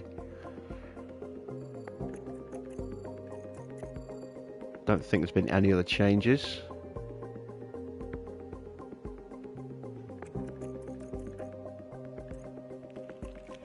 Yeah, I think that's it.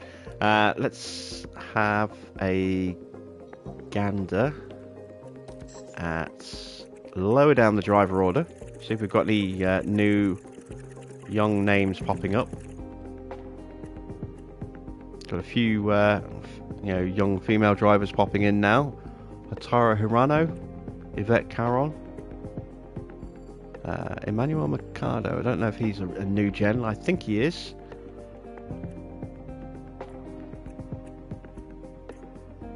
Ava Anderson, she's a new gen.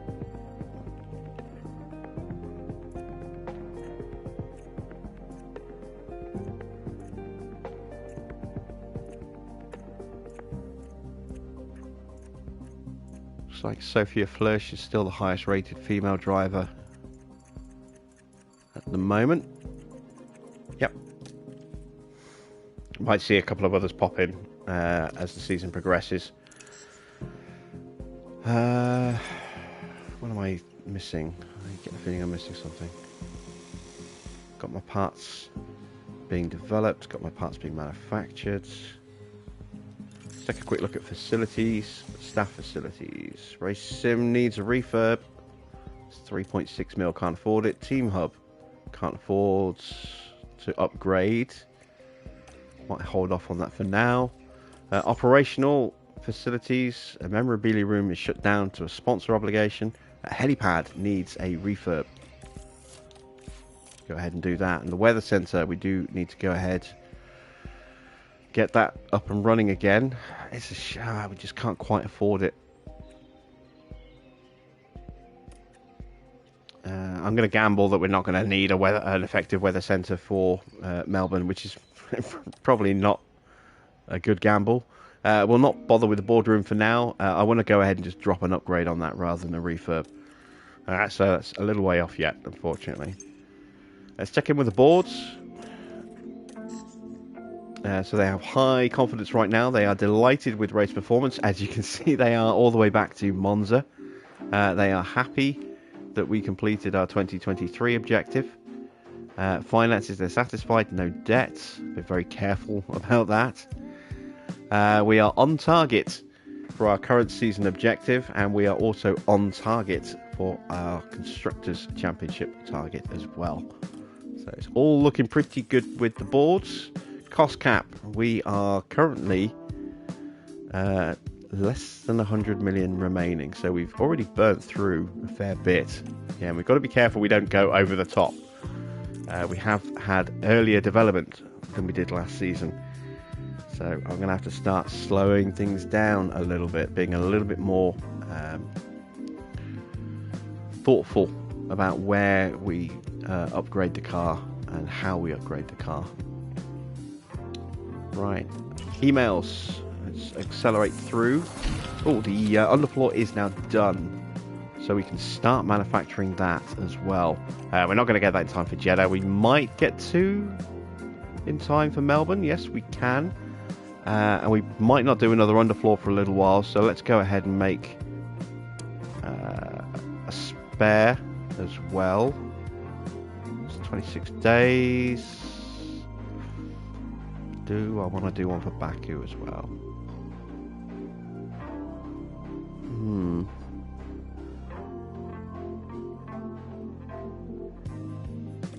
No. Just go with the 3. Alright, so I've got plenty of parts being made now, and don't have the funds to start a new research project yet, or a new development project.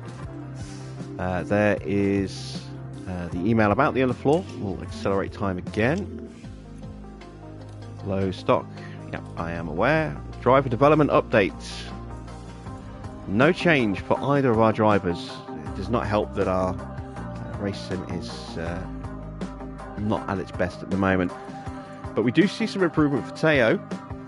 His overtaking, defending and reactions all get a little bump in performance. That's good. Let's set our training schedule for our pit crew for the next calendar month. We could go balanced. We were already very quick on the pit stops.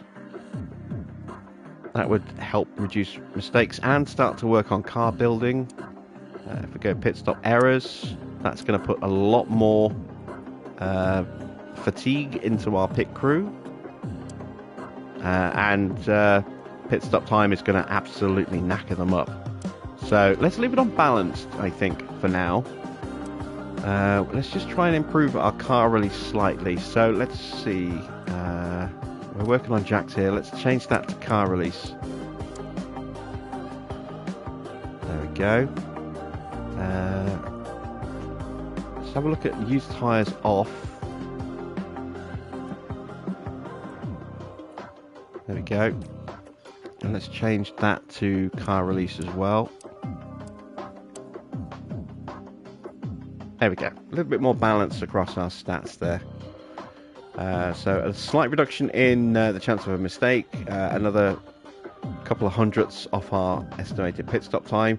We don't need to really focus on that too much at the moment because, as I said, we were 3/10 faster than everybody else in the last race. And we can start putting some effort into our car building because that has taken a massive hit over the last few months where we've kind of basically ignored it. There we go. Pit crew training is sorted. We've got another week yet until the Grand Prix. Helipad refurb is done. Good. I've got some more money now. Excellent stuff. So,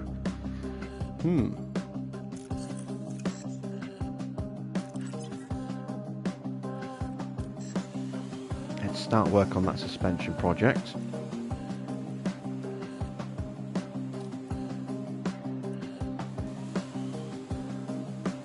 We've got a new ATR period in a day. Okay. I might wait a day then.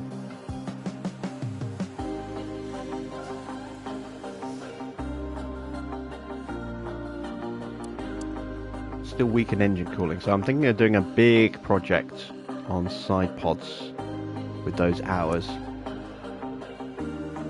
Yeah, we'll do that. How many engineers have I got?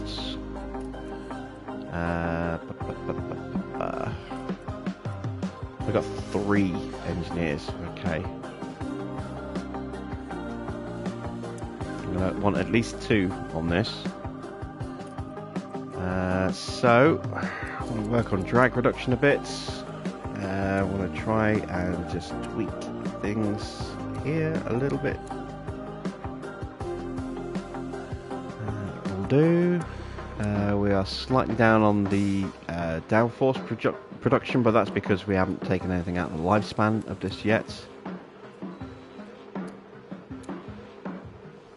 drop that down to there.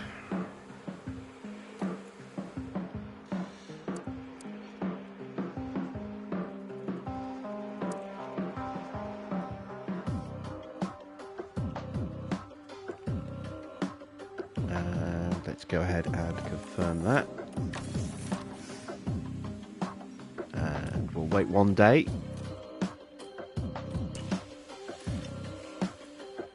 There we go. And now we'll start a big hours heavy side pods. Really try and improve that engine cooling if we can.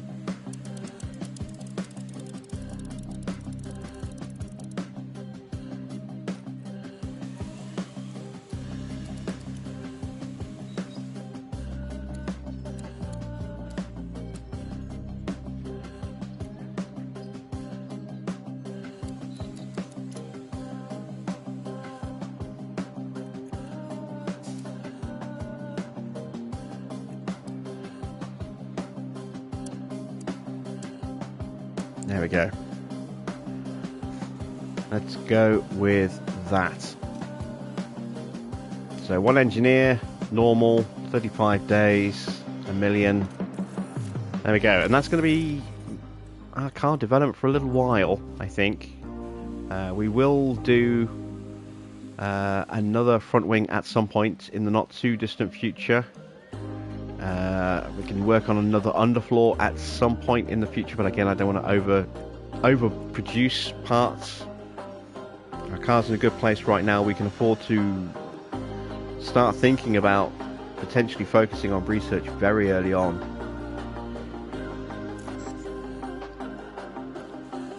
Leave McLaren in a very strong place going forward. Not McLaren, sorry, Mercedes in a very strong place going forward.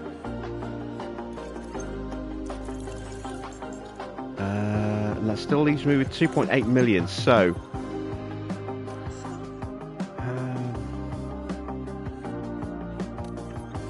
I can't afford the upgrade there.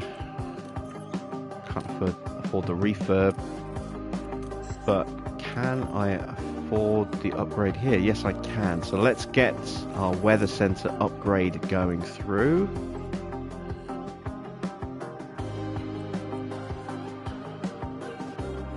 Really need to worry about either of those for a while. Okay. Side pod manufacturing there is complete. Let's go to car parts.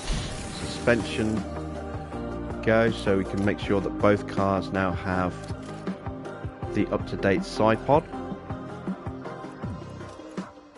We have that spare suspension now, in case we accidentally stick this car in the wall. Front wing, I've got...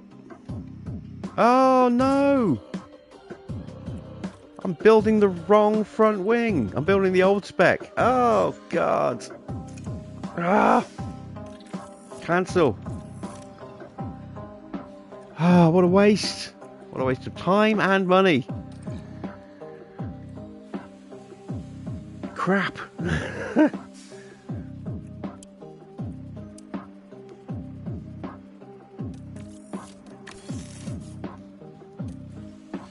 I can't believe I did that. Well, we all make mistakes, I suppose. Luckily, it was a front wing, which are relatively inexpensive, but we now we now have 8 of the old spec front wings. So we've got plenty of those to fall back on if worst comes to worst. Oh man.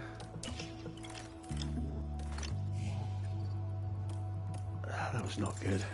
It's not good at all. Right.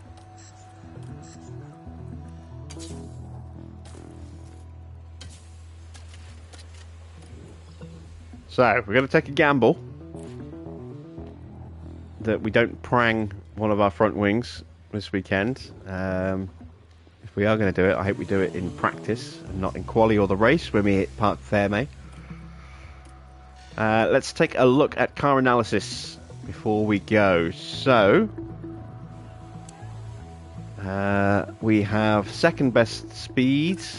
Is that compared to Lewis? No, it's not. Someone is faster than us. Okay, acceleration is pretty strong. DRS is pretty strong still. Downforce and dirty air performance is still, you know, class leading. Brake cooling is still very good now. Engine cooling is going to improve more with the new side pods that are coming. Not quite as significantly as it suggested, because that was based on the old side pods, not the ones that we've just installed on the car when we did that planning comparison. But they will be improved with the next generation of side pods. So let's take a look at the teams running down the order. So we'll look at Ferrari first of all. So they have a better acceleration than us, not by a huge amount. They are a little bit slower than us. Their DRS is not quite as good as ours. They are just lacking a little bit in downforce compared to us, and dirty air tolerance as well. Their brakes are a long way off ours, which means they're going to be a little bit more prone to lockups. Engine cooling is pretty balanced. Their car is a lot heavier than ours. Look at that total weight that we've managed to save compared to them. It's quite a lot. Let's take a look at McLaren. So 14th on the grid in terms of speed, 7th on acceleration. They are better than us there, but that's the only place. Downforce is bad. Downforce is very bad. Brake cooling, engine cooling, also not great. Let's take a look at Red Bull. And let's look at Max's car. There we go. So they are not the fastest. So is that Max? Is that? We were looking at Perez. Yeah, there we go. We were looking at Carlos's car. That is Leclerc's car. So he's got more upgrades on his car than Sainz does. So they have got a better top speed and acceleration than us, and they are better in the low speed than us with Charles' car. But again, it's not by huge margins. Not by huge margins at all. So checking in with Max, we have a slightly more significant speed advantage than they had against us earlier. Their acceleration is a little bit better than us. DRS about 3%. That's not bad. Again, just lacking a little bit in the downforce compared to us. They're pretty close to us in the grand scheme of things. There's not that much separating the two cars. Let's have a look at Alpine. So, big difference in speed, about 0.5 kilometre an hour. Matching us for acceleration. Pretty close in the downforce. Dirty air isn't too far off. Cooling is about the same as us. They've stripped a little bit of weight out of their car. Let's have a look at Williams. Oh, Williams are slow. They don't have that rocket ship this year. Although their acceleration is similar to ours, their DRS effectiveness is way off ours. Their loss in downforce compared to us is a bit more significant. Their dirty air tolerance is also pretty bad in comparison. Let's have a look at Haas. Well, Haas are very slow. Very slow. Look at that. They're nearly 2 kilometers an hour slower than us. That is a lot. That is an awful lot. Although they do somehow manage to have better acceleration than us. The downforce levels aren't too bad. They've saved a little bit of weight in the car. Let's take a look at AlphaTauri. Awful DRS. Very bad in the high-speed downforce. Brakes are the worst on the grid. Alfa Romeo. Oh, wow, there is a slow car. They are nearly 2.5 kilometers an hour slower than us. That is a substantial amount. Yeah, I can see why we only lapped 2 cars and one of them was an Alfa.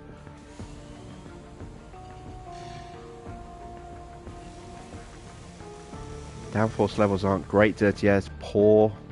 Brakes aren't great. Yeah, it's going to be another difficult season for Alfa Romeo. Let's check in finally with Aston Martin. So missing about 0.6 of a kilometre, 0.7 of a kilometre. We're looking at Stroll's car. He always gets the upgrades ahead of Alonso. DRS not as good as us. A little bit slower in the acceleration. Downforce levels. It's very close in the low speed, but starts to get a little bit more of a gap in the medium and high speed. Dirty air performance not too far off. Brakes are pretty good. Not much in the way of weight saved, if anything, though. So there we go. There's a look at the running order of the cars going into the second race, which will be tomorrow night. We're back at the more usual time of 9 PM UK time. So I hope you've enjoyed tonight's foray into the beginning of Season 2. We've had a very good first race. Got off to a great start with a 1-2 and a win for George Russell over Lewis. Although Lewis did get the fastest lap. Will it be another, cagey affair with Max for the start of Jeddah before we can eventually break away and let our drivers have at it? Or will it be more involved all the way through to the flag? Will it be a complete walkover? You'll have to find out tomorrow. So until then, that's it from me. Thanks for watching. I am Jim Bob, and I'll be back with some more F1 Manager very soon.